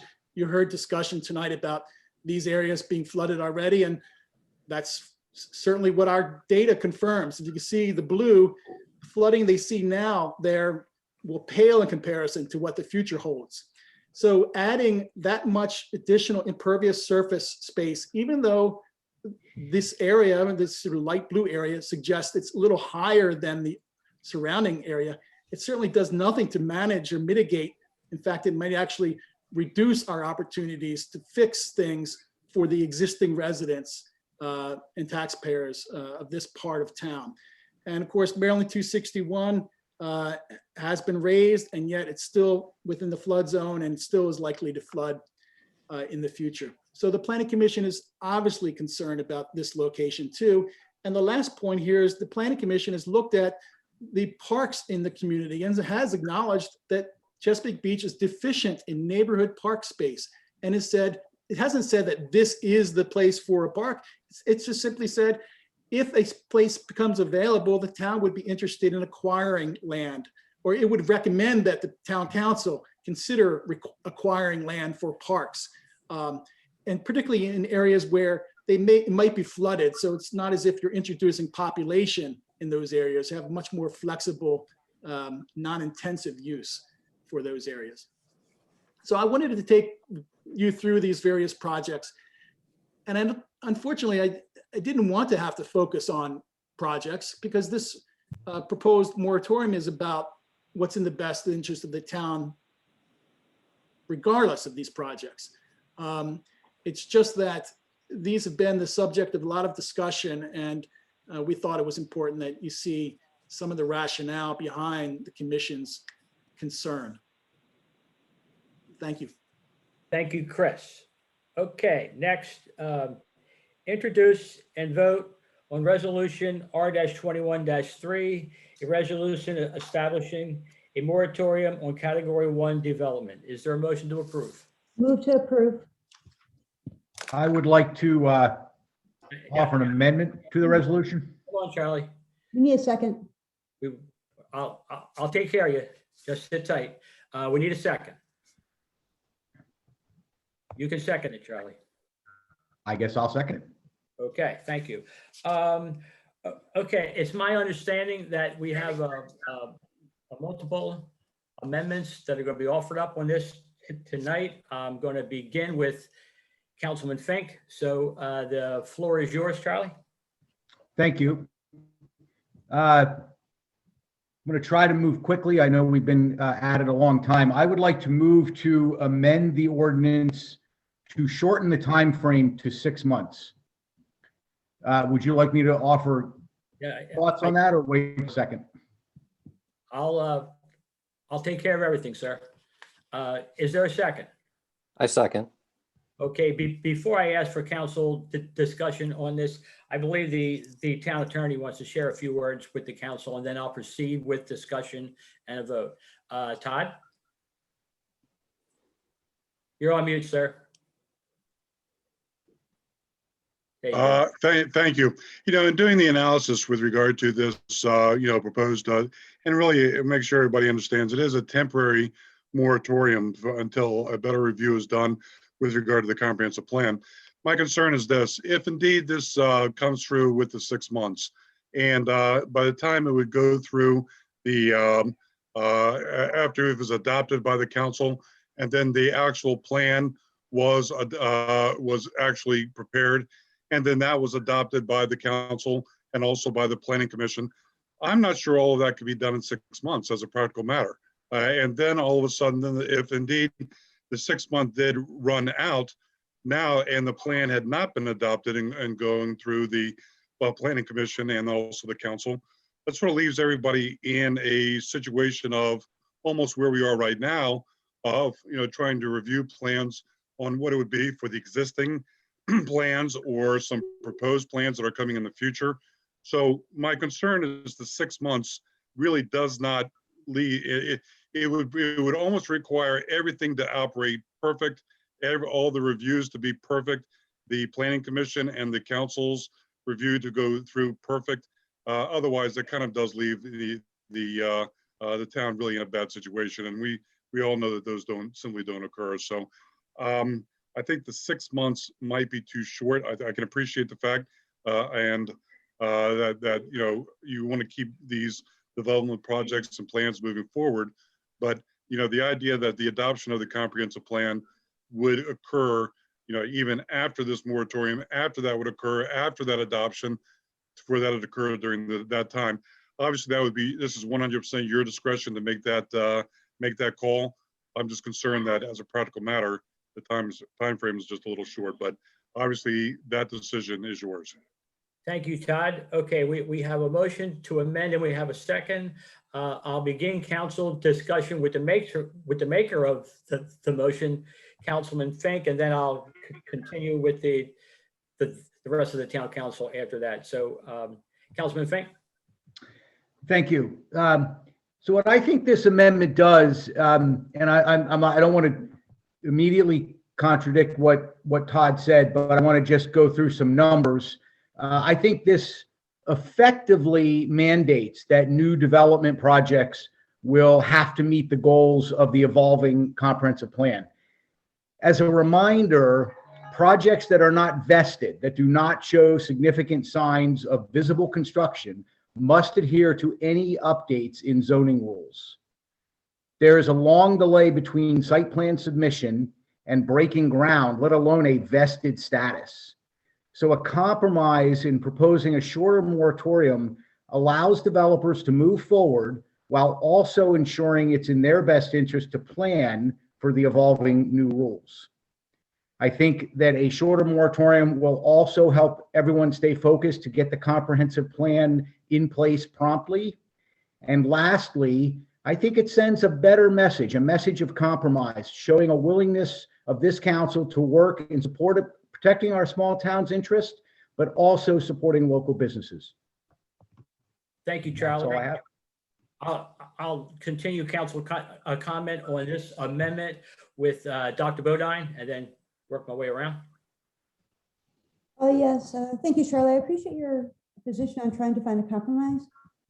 And I think another way of approaching this would be to say that we do a 12-month moratorium and we work on the comprehensive plan, and whichever one happens first wins. And what I mean by that is if the comprehensive plan completes, then we can end the moratorium early.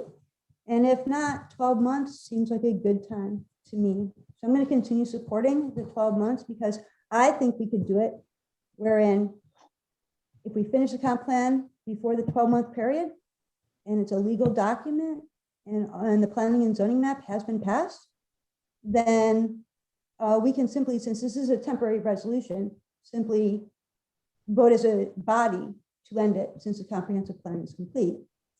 So I think it would be much more difficult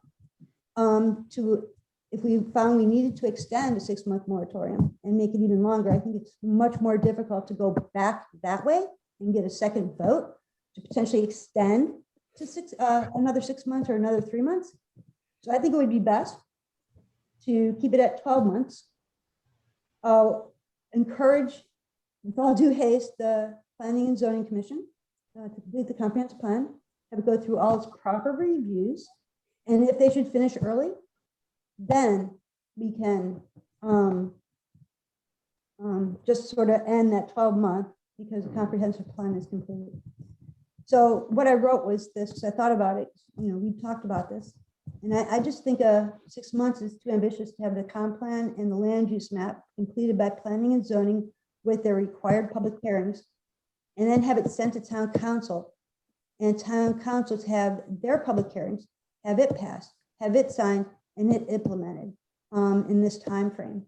If planning and zoning were to approve a category 1 large scale development in 6 months, without us having a planning and zoning map having been approved, then basically what you're doing is you're tying our hands for the town. Because once the project starts, not even vested, but starts, are we really going to tell the developer that they have to go back and change their architectural designs to meet our new planning and zoning map requirements? That seems grossly unfair to me. And so I would say respectfully that I think 12 months is the appropriate time frame.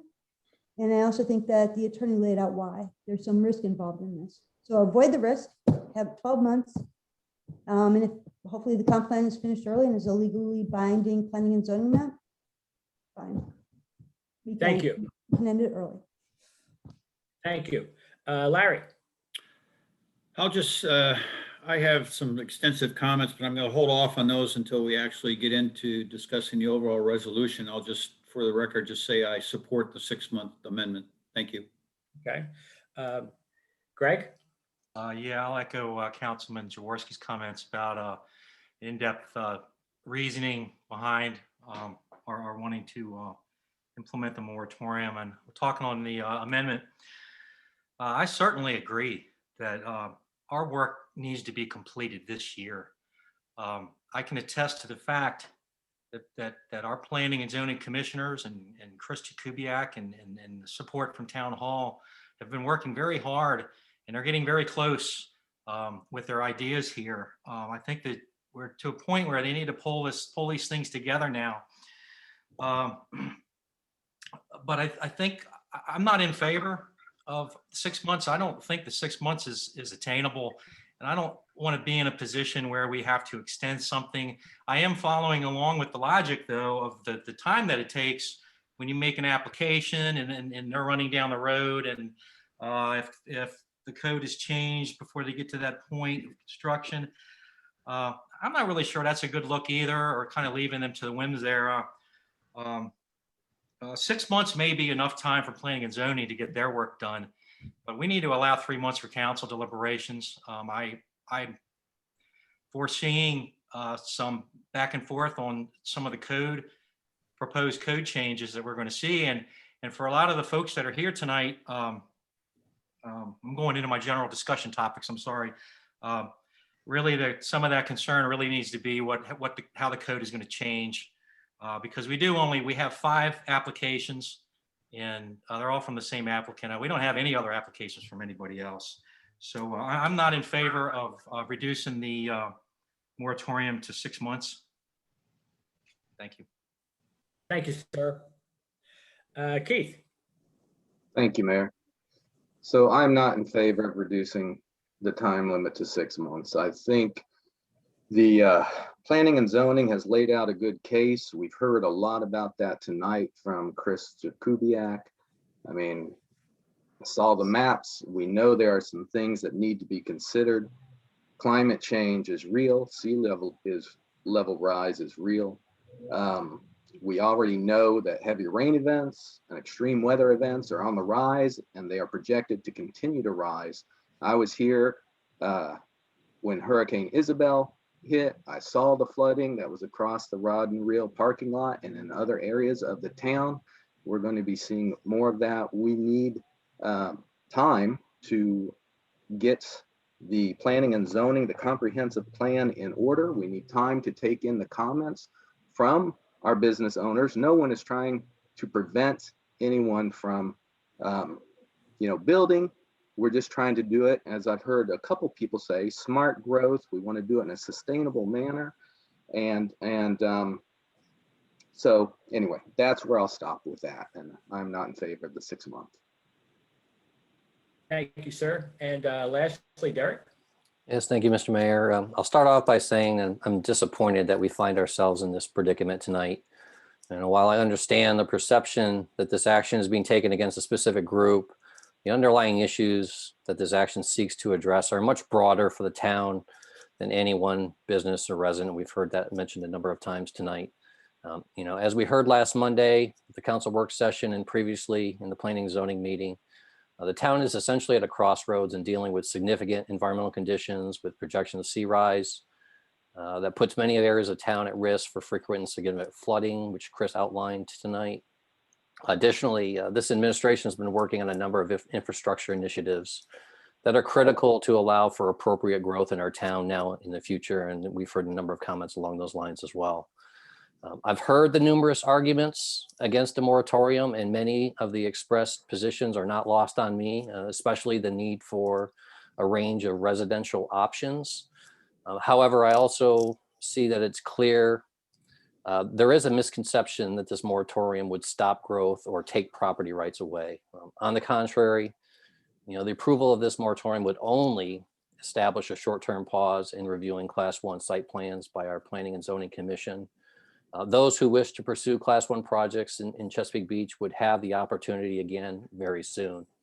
In fact, someone who told me just recently, tonight we're in the second inning of a ball game. It's a 9-inning game. So this is very early in the process. And this moratorium, again, is really just a pause.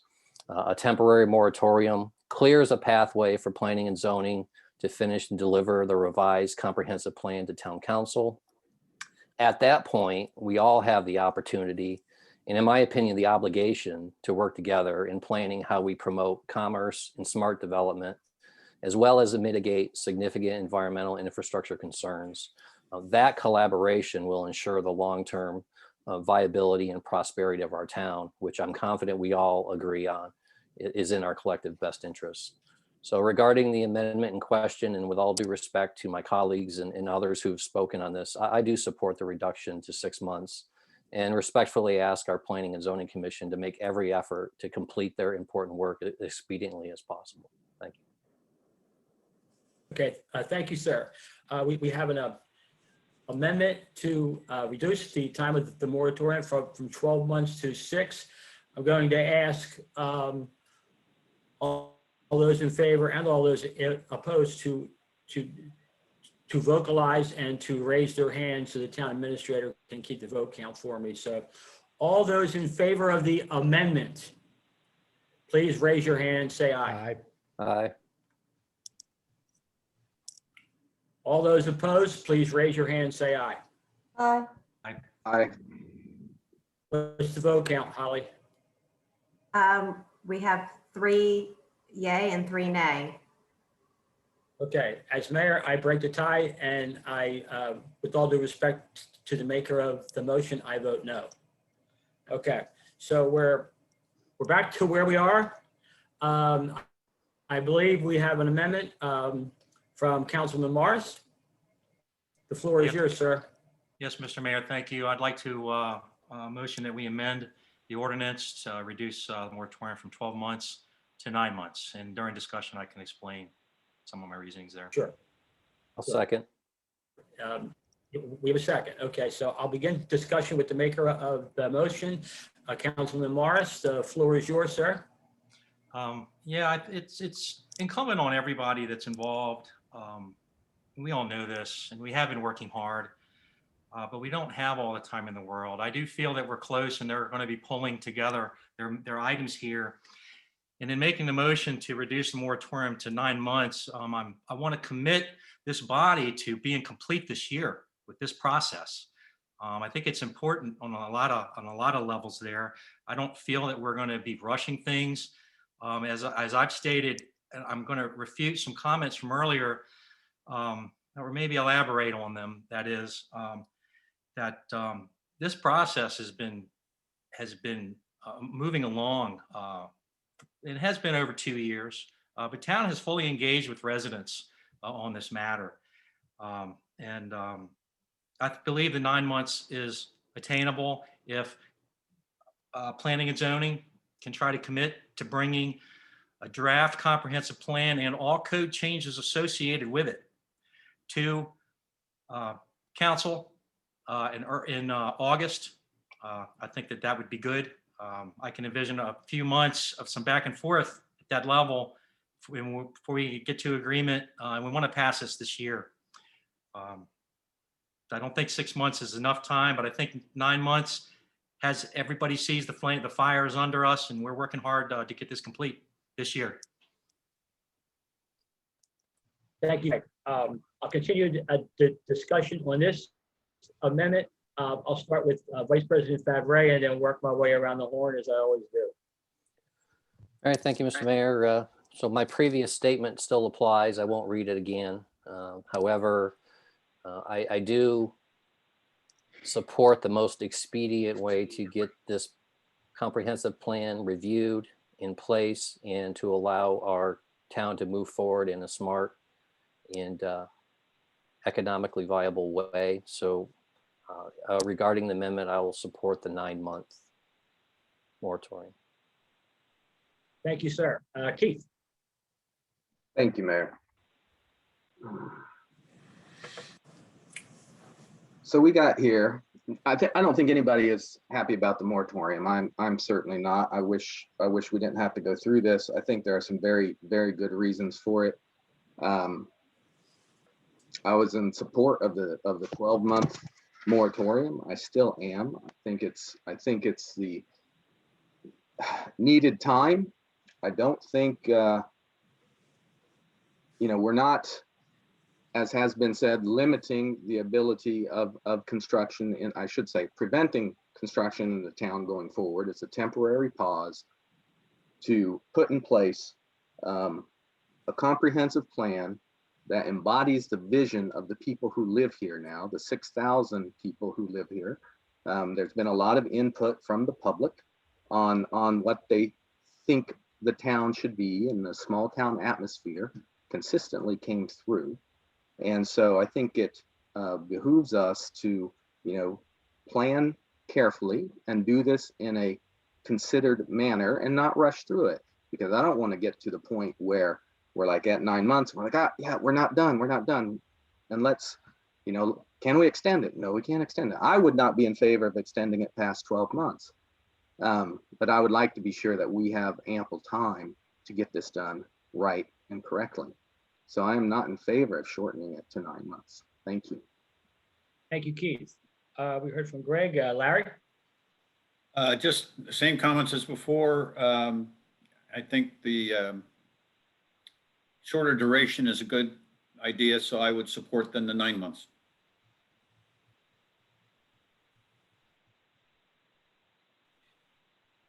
Mr. Frank? Yeah, I just want to make one point that maybe was not clear in my original comments that I think is important for us to understand. The duration of the moratorium does not equal the time required to have the comprehensive plan submitted or finished.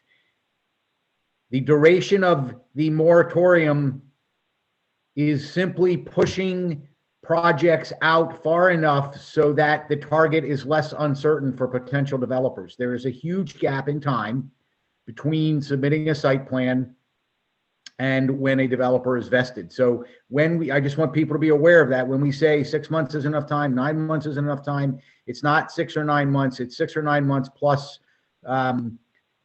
anywhere from 6 months or longer before a developer would even be remotely vested. So any moratorium will force developers, nudge developers into looking at the evolving comprehensive plan. Having said that, I would support 9 months as a shorter duration as opposed to 12. Thank you, sir. And lastly, Dr. Bodine. Yes. I'm going to On the ask. amendment. Excuse me?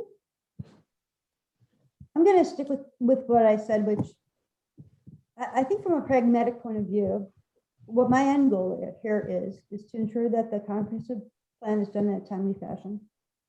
That whatever planning and zoning map comes from that comprehensive plan is passed after it's gone through all the proper public reviews and is Chesapeake Beach law. And it's really might even be considered like 8 months, because I believe that we're not having a meeting in August, which would now be required, I think. But at the end of the day, I think I'll give my more extensive comments in just a moment, but I don't see what it hurts to have a 12-month moratorium, encourage the Planning and Zoning Commission to complete their work in the most timely manner possible, providing for all public comment, sending it to the town council, having them have their public hearings, having them pass it with all due haste after those public hearings and considerations. And then if we happen to finish it in 9 months, we stop the resolution. So I don't see, I see more risk in having 6 months or 9 months than I do in 12 months, because it's temporary. We can always pull it back, stop it. But I will say this, regarding this issue, I'll say this. please give me a moment. When this started coming up, I wanted to have a holistic, big picture view of this process. I wanted to do my due diligence. I wanted to see if it was radical, as some people had said. I wanted to see what was really going on with sea level rise. I participated in the September 2018 visioning workshops. I answered the survey, but I decided to go further than this. For the past week and a half, I have watched every single minute, every single hour of every planning and zoning meeting since May 8th, 2019. That is over 20 meetings, 20 planning and zoning meetings. I started with Jeff Foltz, saw him resign, and then it went on and I saw people added, and I spent hours watching these meetings over the past week and a half, hours. And the effort expended to bring all the new members up to currency was impressive. This is a volunteer committee and they ought to be applauded, and they ought not to be, we can ask them to finish their work, but it is volunteer and their effort ought to be commended. I also listened to the discussion of planning and zoning live on the moratorium, on the resolution. I listened to it live, and I also listened to it again during my review of all planning and zoning meetings since May 8th, 2019. And all this is publicly available. Everybody can watch this and hear and see what I'm seeing. So let me say this. I think they need 12 months to finish their work, not their work, but to have it to us so that the town council will have done their due diligence, will have had their public comment sessions, will have had any amendments they want to do, will have the comp plan and the planning and zoning map passed and legal. In 2010, there were last minute changes to the planning and zoning map up until that last minute. If that were to occur this time, what is that going to do to our builders? Are they going to have to go back to their architect? Is that really wise and fair? Or should we just wait and do a moratorium for 12 months, have a final decision so that they can go to their architect, have their plans, go through the planning and zoning with confidence, absolute confidence. You know, this comprehensive plan is supporting the broad public interest of preserving and enhancing our small town charm that a lot of us talk about, especially our sensitive and natural areas, those areas that will be at risk from sea rise that Jay talked about, that Wayne talked about. I mean, it supports a true town center concept, increased recreational and commercial amenities. I mean, this is what we all talk about. And this is what this plan potentially provides to us as a town, as 6,000 residents. Now, during most of this process, and in fact, in some cases for the previous decade or more, category 1 scale developments like these 5 could have started the approval process with planning and zoning anytime. They could have gotten permitted, they could have put a shovel in the ground, they could be built, and they could have been occupied today.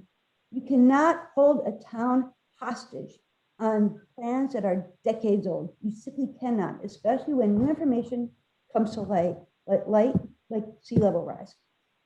According to the planning and zoning meetings that I listened to, those maps, I think were downplayed a little bit. This is really innovative stuff that's being recognized by the state of Maryland. These mapping programs that they're doing for Chesapeake Beach, it's pretty amazing.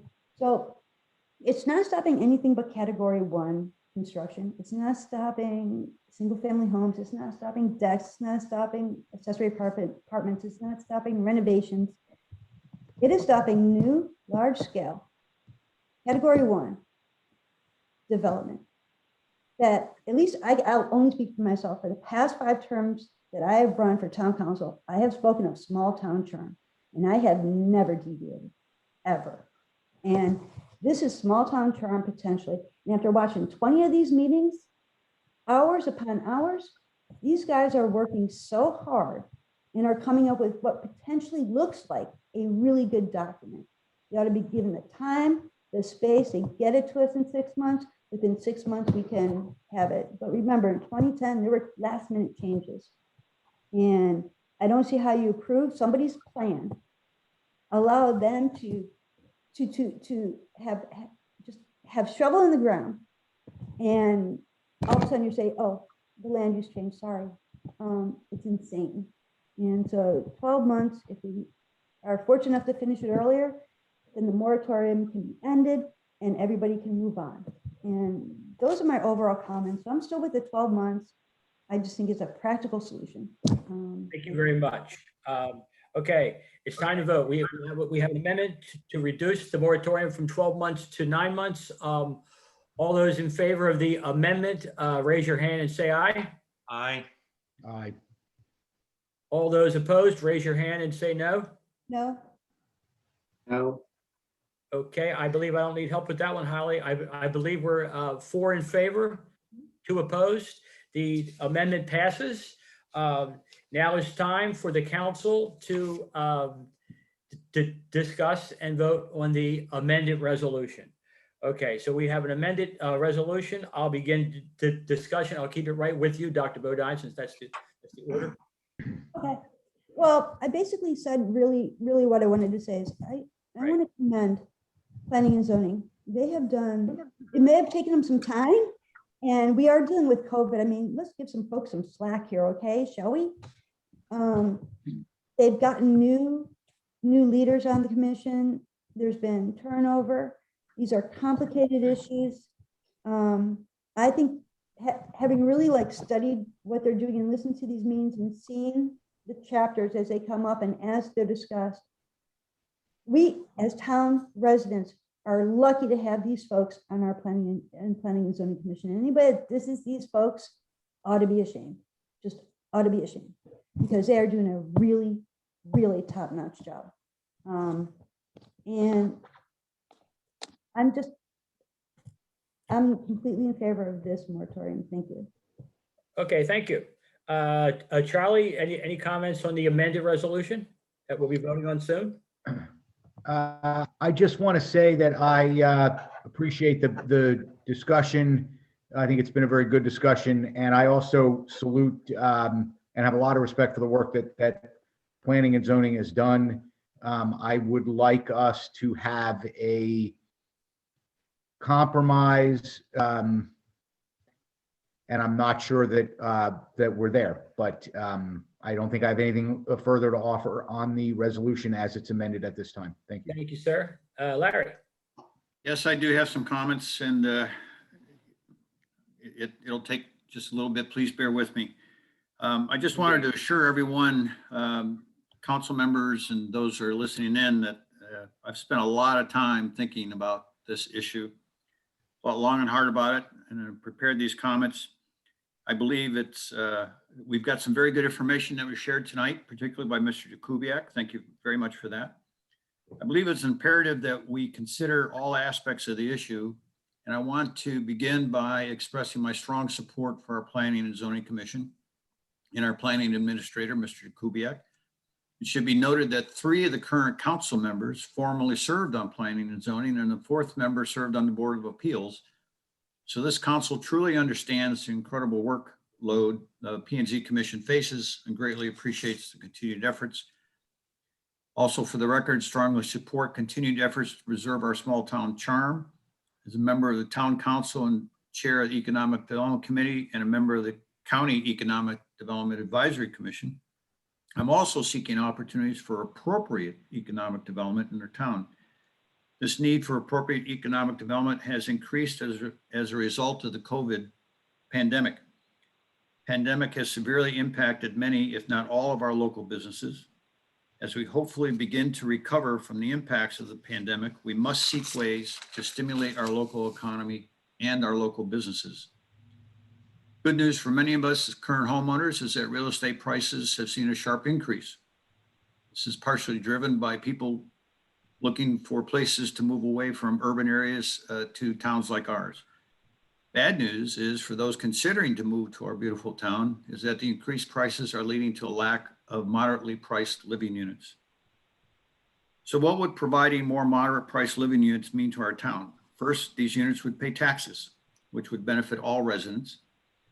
By helping to further decrease local taxes, as the mayor just mentioned, as this council and mayor have achieved in each of the past 4 years and plans to do in this year's fiscal budget.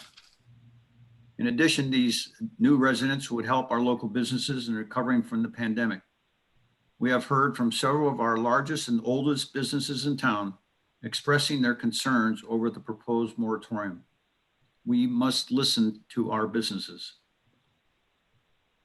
I think it is important to note that the developments that were discussed earlier were all living units. There was no big box stores there, no drive-through liquor stores. They're all intended to bring additional people into our town who would consequently pay taxes and support our town and contribute to the economic viability of our businesses. I strongly support the effort to update the town's comprehensive plan and look forward to discussing the details. I am concerned about the time that will be needed to complete the plan and bring it before the council, who will then have to carefully consider the proposed changes. There are several changes that I'm sure are going to elicit a lot of discussion when it comes to the town.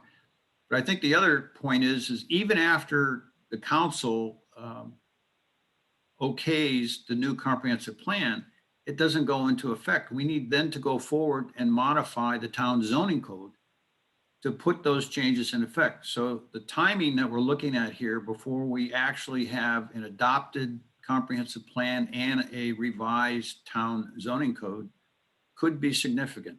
I think well over a year is quite possible. And then I'm continue to be concerned about those impacts to our local economy and businesses during this period. Important to note that any development plan has been reviewed. We've already discussed this. I won't go over this again. It's just the fact that even once a development goes through the initial approval process, if there is not the initiation of construction, and I think it's important to note significant and ongoing construction, they would have to comply with any changes in the zoning code. And as Councilmember Bodine points out, that could be a burden on some, depending on how far along they are, if they have to back up. So in summary, I'm very concerned about the adverse economic impact on our local economy and our local businesses if this moratorium is enacted. So thank you very much. Thank you, Larry. Greg? Yes, Mr. Mayor, thank you. It's my opportunity to say more than a few words. I expect with regards to the moratorium, I want to thank the mayor for his comments earlier. Knowing how the mayor feels on important issues matters. A lot of folks in town hall tonight. I'm sorry we can't do this in person. It would be an electrifying evening. A couple of things I need to preface my comments on. I'm going to try to hit on a few things on some comments this evening. I don't want anybody thinking that, we're not listening. There were some comments made about us coming to the table tonight with some predetermined notions. As we've stated exhaustively, we're all working really hard. I myself have probably burned through 2 tablet pads just this weekend with thoughts and talking about things and talking to colleagues, and we're trying to see how these things fit together. And it's a difficult situation, to be sure. With the 2 years, we're almost there again, I think, with the comprehensive plan. I'm going to say that I'm hopeful, and I'm going to be working hard. And I expect planning and zoning to be working hard to meet, for us all together to meet this 9-month deadline so we can say we got this completed this year. That would be great. We're positioned for growth, folks, as well. I'm not anti-growth by any means. I'm definitely pro-smart growth. And there aren't many comments I could make scientifically, some other aspects that were presented eloquently and professionally by our professional engineers tonight. And anybody that continues to question the moratorium after this meeting this evening, I would urge you to go back and listen to those comments.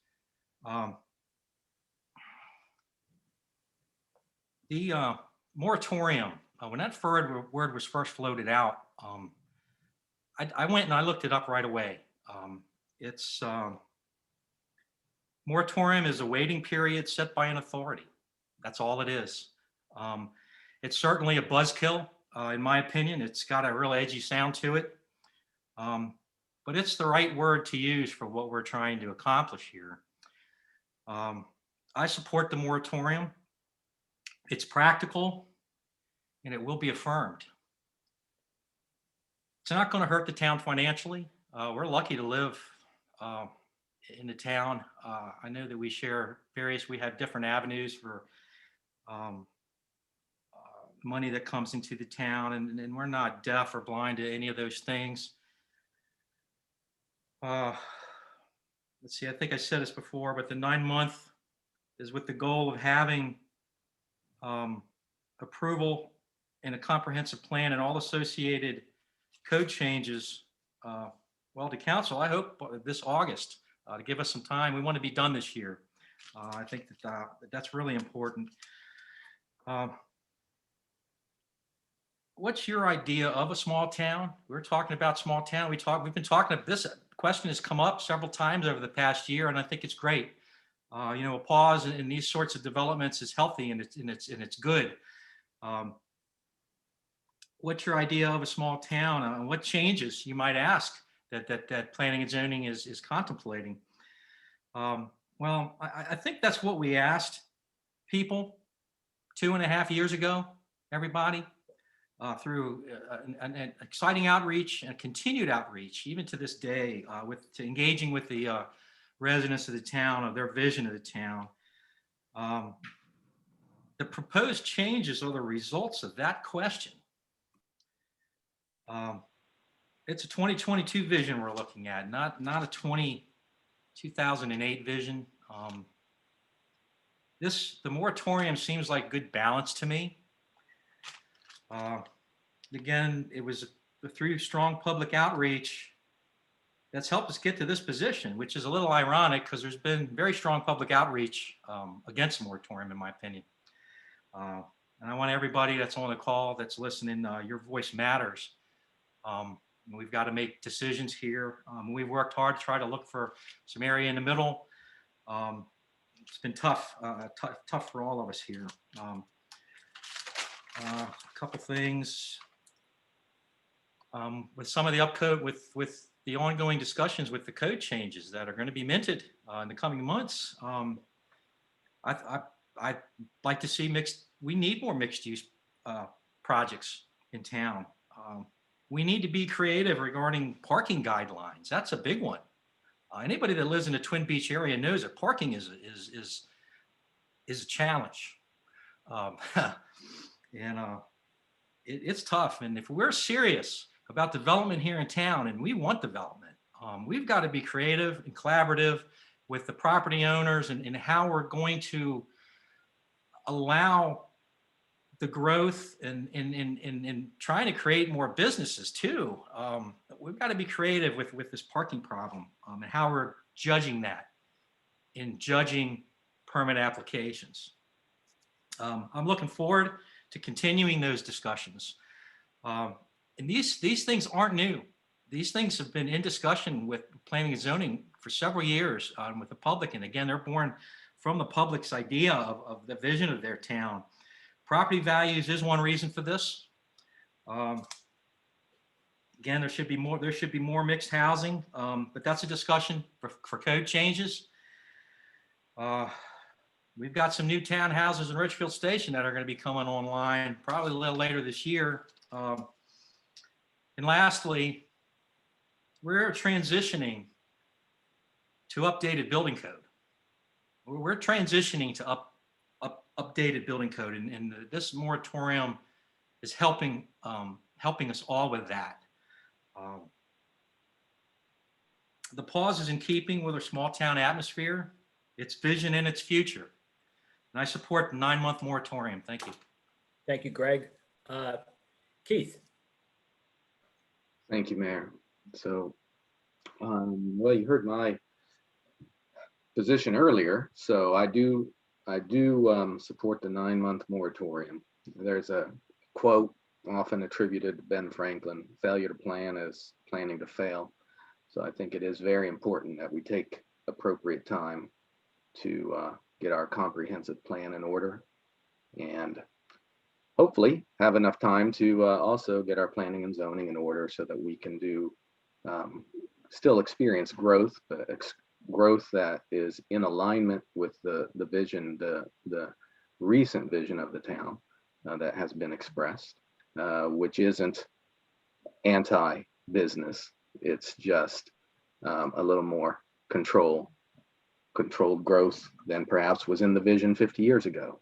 And well, that makes sense. It's 50 years later. So anyway, with that, I'll end my comments. Thank you. Thank you, Keith. Lastly, Derek. Yes, thank you. So, clearly this is a polarizing issue for us tonight.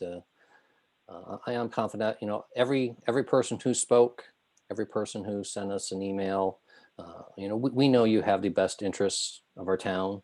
We may disagree, what that is in some cases, but, we agree. I think we can all agree that we all want prosperity for our town. We want to move forward in a positive way, ensure that, the lifestyle we enjoy here, the community that we enjoy here is maintained, well into the future, not just tomorrow, not just next year, but, well into the future.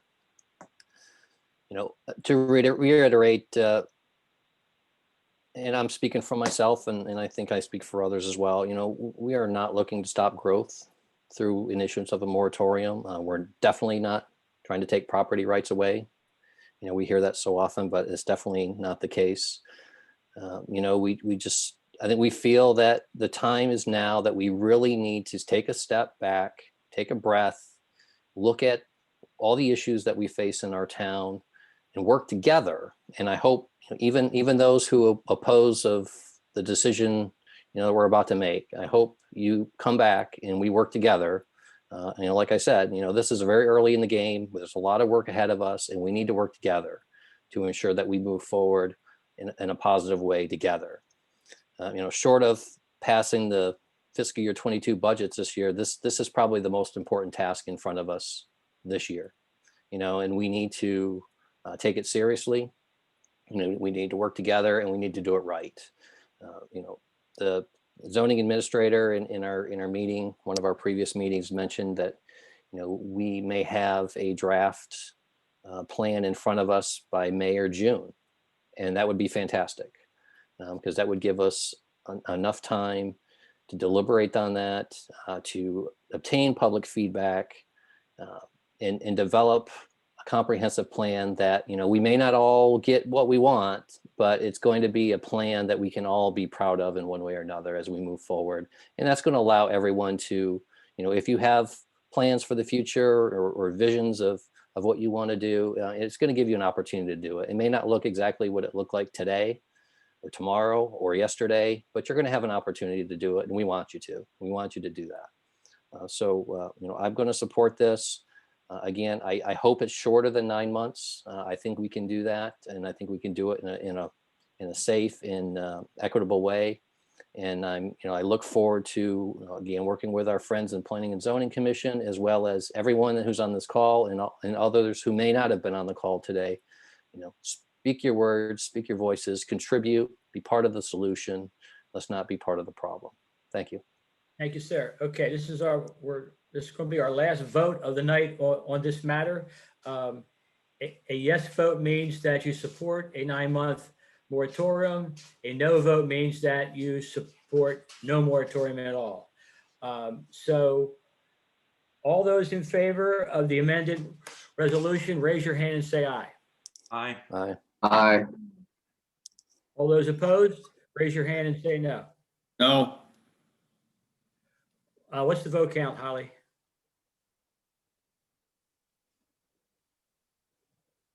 I think I lost Holly. I'm sorry, I didn't realize I was muted. 4-2. 4-2 in favor. The amended resolution passes. Great job, Town Council. Great job, staff, and great job, Planning and Zoning. Moving on. Introduce and vote on resolution R-21-2, a resolution adopting the master walkability plan. Is there a motion to approve? So moved. Second. Thank you. I'll I'll begin the discussion with the former chair of walkability, Derek, and then work my way around. Yes, thank you, Mr. Mayor. This is, really a long time coming, but very proud to offer this master plan to council for the town to adopt. I think it's I'm a little biased, but I think it's a really good plan. And frankly, we talk about putting in infrastructure, working in infrastructure to better our town. And this is one of the key cogs in that wheel to do so. So I appreciate everyone's support on this as we've worked through it, including our walkability groups who may be on the call today, and two of them spoke earlier. Three of them spoke earlier. Everyone who came to our meetings, who contributed to our surveys. This is very much a group effort, and I think something that we can all be proud of. And I can't wait to start implementation. So thank you again for everyone, and I look forward to passing this. Thank you, sir. Keith. Thank you, Mayor. Yeah, I support this resolution. I think the master walkability plan was done very professionally. They got a lot of great input from residents, and I'm looking forward to seeing it be used. So thank you. Thank you, Keith. Greg. Good job to everybody involved. This work will affect everyone in town. It's some of the best work that I've seen come out of town hall since I've been paying attention. It's an easy yes here. Thank you. Thanks. Larry. Job well done, long overdue. Look forward to actually implementing it. Thank you. Indeed. Charlie. Well, we certainly owe those positive comments to the strong group that we have working on this stuff. And I will tell you that we're already moving forward with some additional implementation plans. So appreciate everyone's support on this. And lastly, Dr. Bodon. And really, really well done. And this is a model for how committees ought to be run. And I look forward to it being implemented. Very good. Okay, we have a motion. We have a second. All those in favor say aye. Aye. Aye. And the ayes have it. Okay. Budget stuff. Budget and other stuff. I'm sorry. Introduced ordinance O-21-1, an ordinance of the Town Council of Chesapeake Beach prohibiting full casino licenses or sports betting licenses. I'll set the public hearing for 6:50 on April the 15th. Introduced ordinance O-21-2, an ordinance of the Town Council of Chesapeake Beach adopting the annual budget for the general fund of Chesapeake Beach for the fiscal year July 1 of 21 to June 30 of 22, and setting municipal tax rates. I set the public hearing for 6:52 on April the 15th, which I must add, April the 15th, I believe, is the birthday of a very famous town councilman, but we'll talk about that later. Introduced ordinance O-21-3, an ordinance to the Town Council of Chesapeake Beach adopting the annual budget for the mitigation fund of Chesapeake Beach for the fiscal year July 21 to June 30 of 22. I set the public hearing for 6:54 on April the 15th. Lastly, introduced ordinance O-21-4, an ordinance of the Town Council of Chesapeake Beach adopting the annual budget for the Water Reclamation Treatment Plant Fund for the town of Chesapeake Beach for the fiscal year July 1 of 21 to June 30 of 22. Set the public hearing for 6:56 on April the 15th. Reports of officers, boards, and committees. Planning and zoning, I don't know if Larry Brown's on the call. We've read his report. If we have any questions of Larry, we can you can send them to Holly, and we'll direct them to Larry. Board of Appeals, no hearing held. Chesapeake Beach Oyster Cultivation Society, I don't believe John Bacon's on the call. but if we do have any questions, we can, send them to Holly. Climate Change Advisory Group, Larry? Just a couple updates. There's been stuff happening up in Annapolis during the current legislative session. Couple of bills. One would establish an office on climate change in the office of the governor, elevating the importance of that. It's been sent to the respective committees in the House and Senate. There's a House bill and a Senate bill on Climate Solutions Act. Both bills are sort of similar in their language in terms of reducing statewide greenhouse gases emissions by 60% from 2006 levels and reducing that by 60% by the year 2030, with net zero statewide greenhouse emissions by the year 2045. Last Friday, the Senate passed that bill, and now it goes back to the House of Delegates. I have nothing else. Co-Chair, Mr. Pardick, do you have anything to add? Not tonight. Thank you, Larry. Thank you. All right, thank you. Green Team, Dr. Bodan. I look forward to meeting with Kristen Perry. She's the Recreation Assistant Coordinator for the Northern District. And so we'll be getting together hopefully next week, once I return from being out of town. And I hope to have a Green Team meeting very soon, work with Holly to set that up. That's it. Thank you. Mr. Mayor, Economic Development. Okay, I can do that. Economic Development Committee. Larry. Thank you. Two things. One is I participated in a Zoom meeting the other day, sponsored by the County Economic Development Advisory Commission, and it was hosted by the International Economic Development Council. Lots of discussion about economic development issues across the county. It was primarily focused on the county. I was able to get in a couple things about our town. So it was a very interesting discussion. We will be scheduling an Economic Development Committee, Town Economic Development Committee meeting in the near future, so stay tuned. And I would just ask Co-Chair Mr. Morris if you had anything to add. Would like to invite the new Chesapeake Beach Building Alliance to that meeting. Thank you. Thank you, sir. Thank you, sir. Okay, Kellam's Revitalization Committee, Mr. Morris. No report, Mr. Mayor. Thank you. Thank you, sir. Twin Beaches Opioid Abuse Awareness. Keith? Yes, thank you, Mayor. So we had our meeting on March 11th at 6 p.m. And just a few items to relay here. One of our partners in the coalition, the Calvert Alliance Against Substance Abuse, they'll be mailing out about 18,000 overdose awareness information cards to residents of Prince Frederick, Lusby, North Beach, and Chesapeake Beach in April. And they're kind of focusing on the high overdose areas by zip code. They also are spearheading, I think I mentioned this previously, the well, in this case, it's going to be the county purple. They've purchased 1,200 purple light bulbs that they're going to be distributing for an August 31st event, similar to what we did here in the town. We will be participating in that again.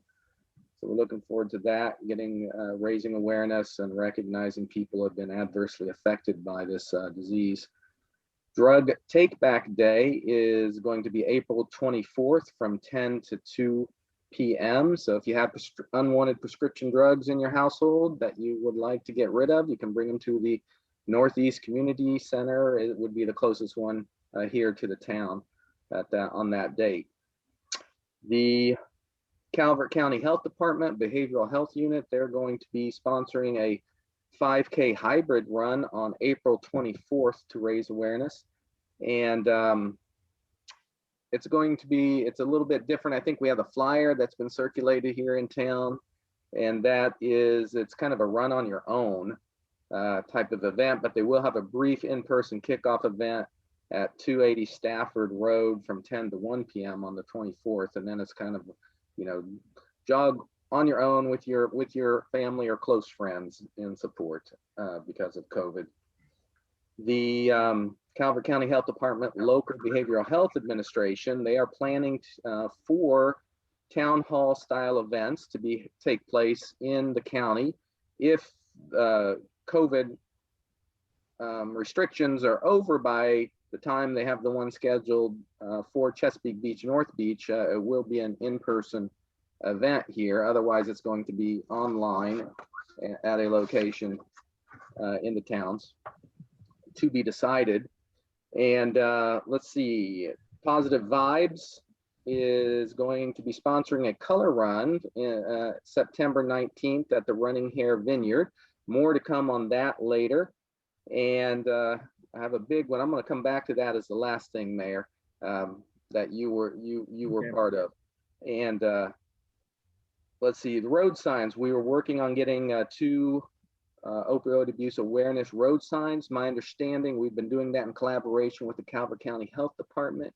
And I believe those are now in the town hall, and we're going to be working with Public Works to get those set up. I think one in front of town hall and then the other at the North Beach Volunteer Fire Department as the starting locations. And a big shout out to Public Works and Holly for helping us get those items purchased and to the town. Let's see, moving on, we do have a couple new members of the group. Anita Ray from the Calvert County Health Department Prevention Services Unit, and Detective Nick Buckler from the Calvert County Sheriff's Office has also joined us. And our next meeting is going to be April 22nd at 6 p.m. And I'm just going to circle back to the Positive Vibes group where Sandy Mattingly and another group that she was working with had initiated a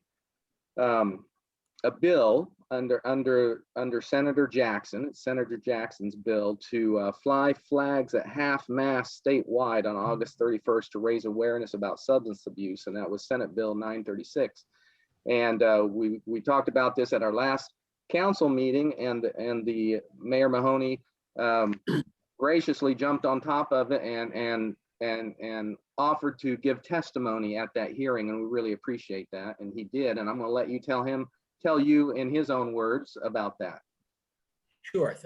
Thank you, Keith. I had the honor to be invited by Senator Jackson to sit in on a panel to testify in front of a Senate committee in support of his bill, Senate Bill 936, which basically would, if passed, would make August the 31st Opioid Abuse Awareness Day in Maryland. We would also lower the flags to half-mast. It was quite the honor. I can tell you that I'm not sure how the bill, if the bill is going to end up passing this year or next year. It's a very challenging year for the Senate and the House, given their, the COVID, restrictions, and they're looking to vote. But it's on the docket, and it was definitely an honor to join the people in that meeting to support for such a noble cause, and just to I had.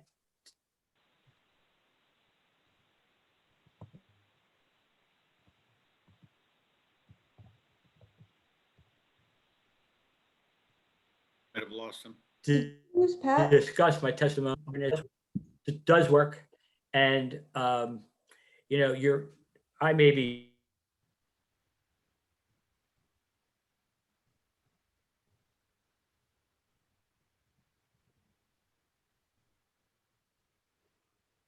I think we've lost. Frozen here. Yeah, Am I okay?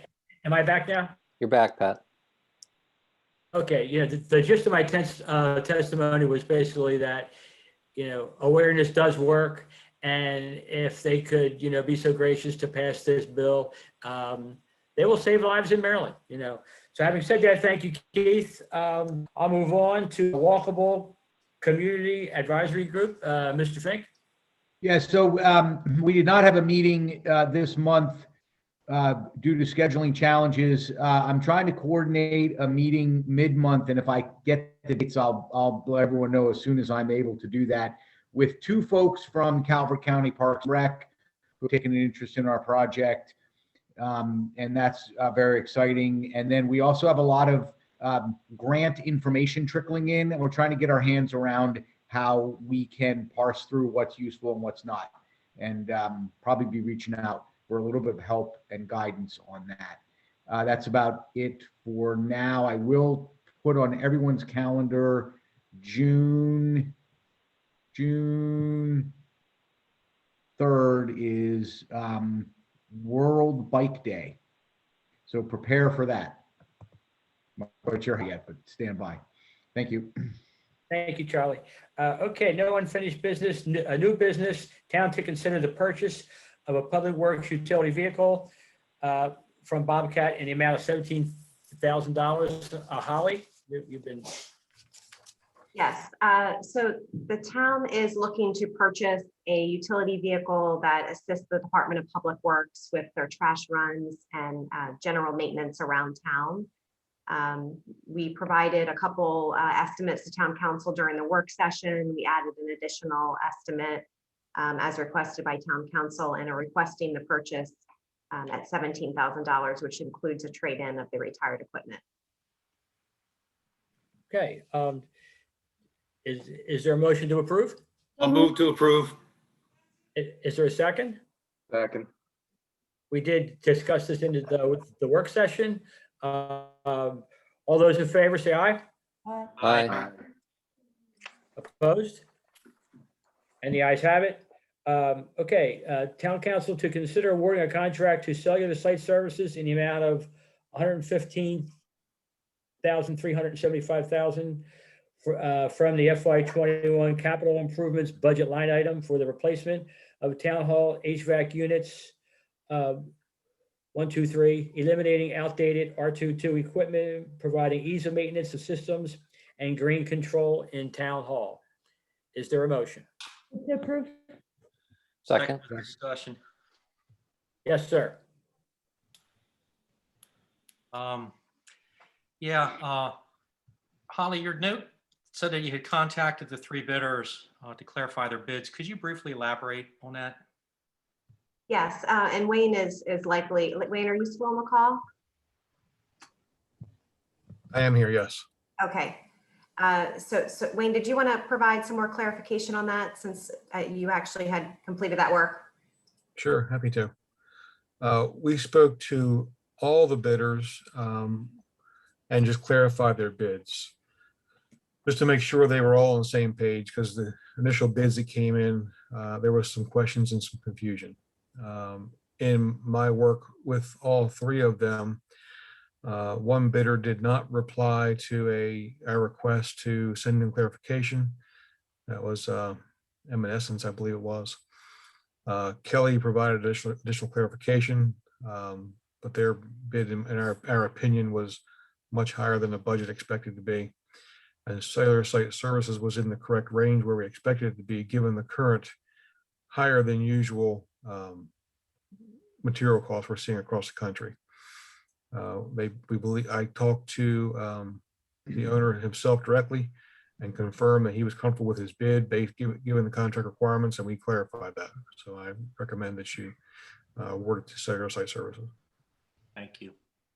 Okay, very good. All those in favor? Aye. Aye. The ayes have it. Thank you. Council to consider the purchase of the WRTP backwash pump from Sherwood Logan in the amount of $15,600 from the FY21 budget capital improvements line item. Is there a motion? So move. Is there a second? Second. All in favor? Aye. Aye. And the ayes have it. Okay, at this point in time, we'll ask, is there any public comment? Is there any public comment?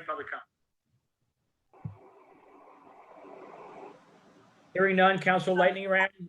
I'll begin with Dr. Bodine. Mayor, I'm sorry. There is actually one individual that had her hand up. Okay, wonderful. Sarah? Sarah Carney, if you could state your address for the record, please. 3260 Fortier Lookout. And I just had a quick question. I was involved in the green team, and it's lost its leadership, I think, and I just wondered what was happening with the green team. Well, I appreciate your comment, and you'll be contacted by the town administrator and or Dr. Bodine. Okay, thank you. Thank you for hanging in there. Okay, Council lightning round, and Dr. Bodine, this gives you the perfect opportunity to possibly answer her question. The microphone is yours. We hope to get meetings set up really soon. And I also wanted to report out on the Dragon Boat. I got a message from the Vice President of End Hunger in Calvert County, Megan Rollins. And she had two questions. One is, would you be comfortable participating in our festival on June 12th, 2021? And I suspect that we will. And second was, do you think you could build a team of 19 people? And I suspect we'll have no problem. So I answered yes to both those questions. So it looks like Dragon Boat might be on June 12th, 2021. I'm not sure if they, with the change in like the farmer's market and with COVID and what have you and events, I'm not sure exactly what's going to happen with this, but I'll keep you abreast. Thank you. Charlie. To Dr. Burdine's point, they are doing their bike ride this year. So I don't know how that will, they're doing it. I'm going to be riding, bring a bunch of people down for that. And they're doing it in a socially distanced, responsible way, but they are going to actually hold the event. And I, for one, am very much looking forward to it. The only other thing I wanted to say, I made a note when Keith was talking, and I just want to do a shout out to the Opioid Awareness Committee, because everyone said nice things about the walkable committee. We made a nice big shiny picture and everyone liked it. But these guys are doing stuff with dirt under their fingernails that are impacting people's lives. And every month, Keith has a litany of action to report, and I really respect that. And so good for you. Thank you, Larry. Thank you, sir. Second that. Larry. I just wanted to thank everyone for sticking in. It's got to be a record for us with over 3 hours. Thanks for all your input. And most importantly, I want to wish everyone a happy first day of spring on Saturday. Hopefully the weather cooperates. Thank you. Thank you, sir. Do you have a birthday coming, Larry? Fortunately, yes. Yeah, okay. Well, we'll see you on your birthday then. Yeah, you will. What better way to celebrate my birthday than a council meeting, right? Well, you're only 60 once. So, There you go. Great. Yeah, thank you, Mr. Mayor. I wanted to take my opportunity here this evening just to speak towards the ordinance that was introduced earlier tonight regarding banning sports betting and casino licenses here in town. And I'm in favor of dropping the sports betting aspect of that ordinance. I know there's we got to leave it out there for a month, and we'll talk about it in a month. And I hope to talk to my colleagues during that time. There are a lot of advantages to not including that. But the last thing I wanted to say, just reflecting, this weekend has been a little intense for a lot of us. There's been a lot of reflection on moratorium and issues like that and growth. And I thought of something, it sounded a little poetic and introspective. So I'll leave you with words from Greg Morris. We judge ourselves sometimes under older versions of ourselves. Too much sometimes. When the light of tomorrow is real and is in all of our hands. Everybody have a good night. Thank you. Keith. Yeah, thank you, Mayor. First off, thank you, Charlie, for the kind words for the Opioid Awareness Committee. I mean, it's a great group of folks, and they really are doing all the work, and it's a pleasure to be associated with them. Second, I realized I was remiss in expressing my appreciation to the Planning and Zoning Commission, and of course the administrator and the town staff who worked really hard on this issue and continue to work hard on the comprehensive plan. moving forward. I know it's really hard work and underappreciated. So, thank you.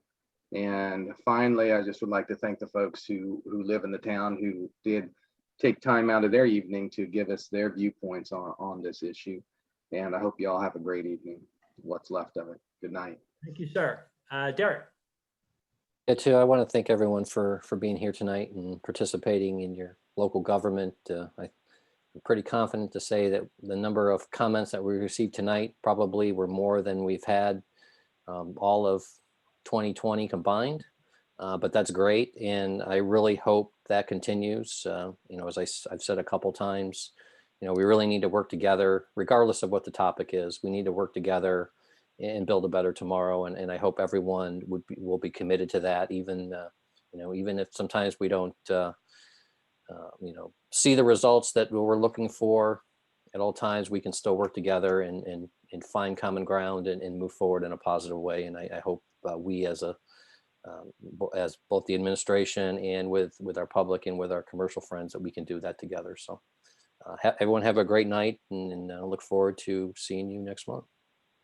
Thank you, sir. Is there a motion to adjourn? So moved. Second. All in favor? Aye. Aye. No discussion? No discussion. Good night, everybody. Good night. Good night. Thank you. The ayes have it. Bye-bye.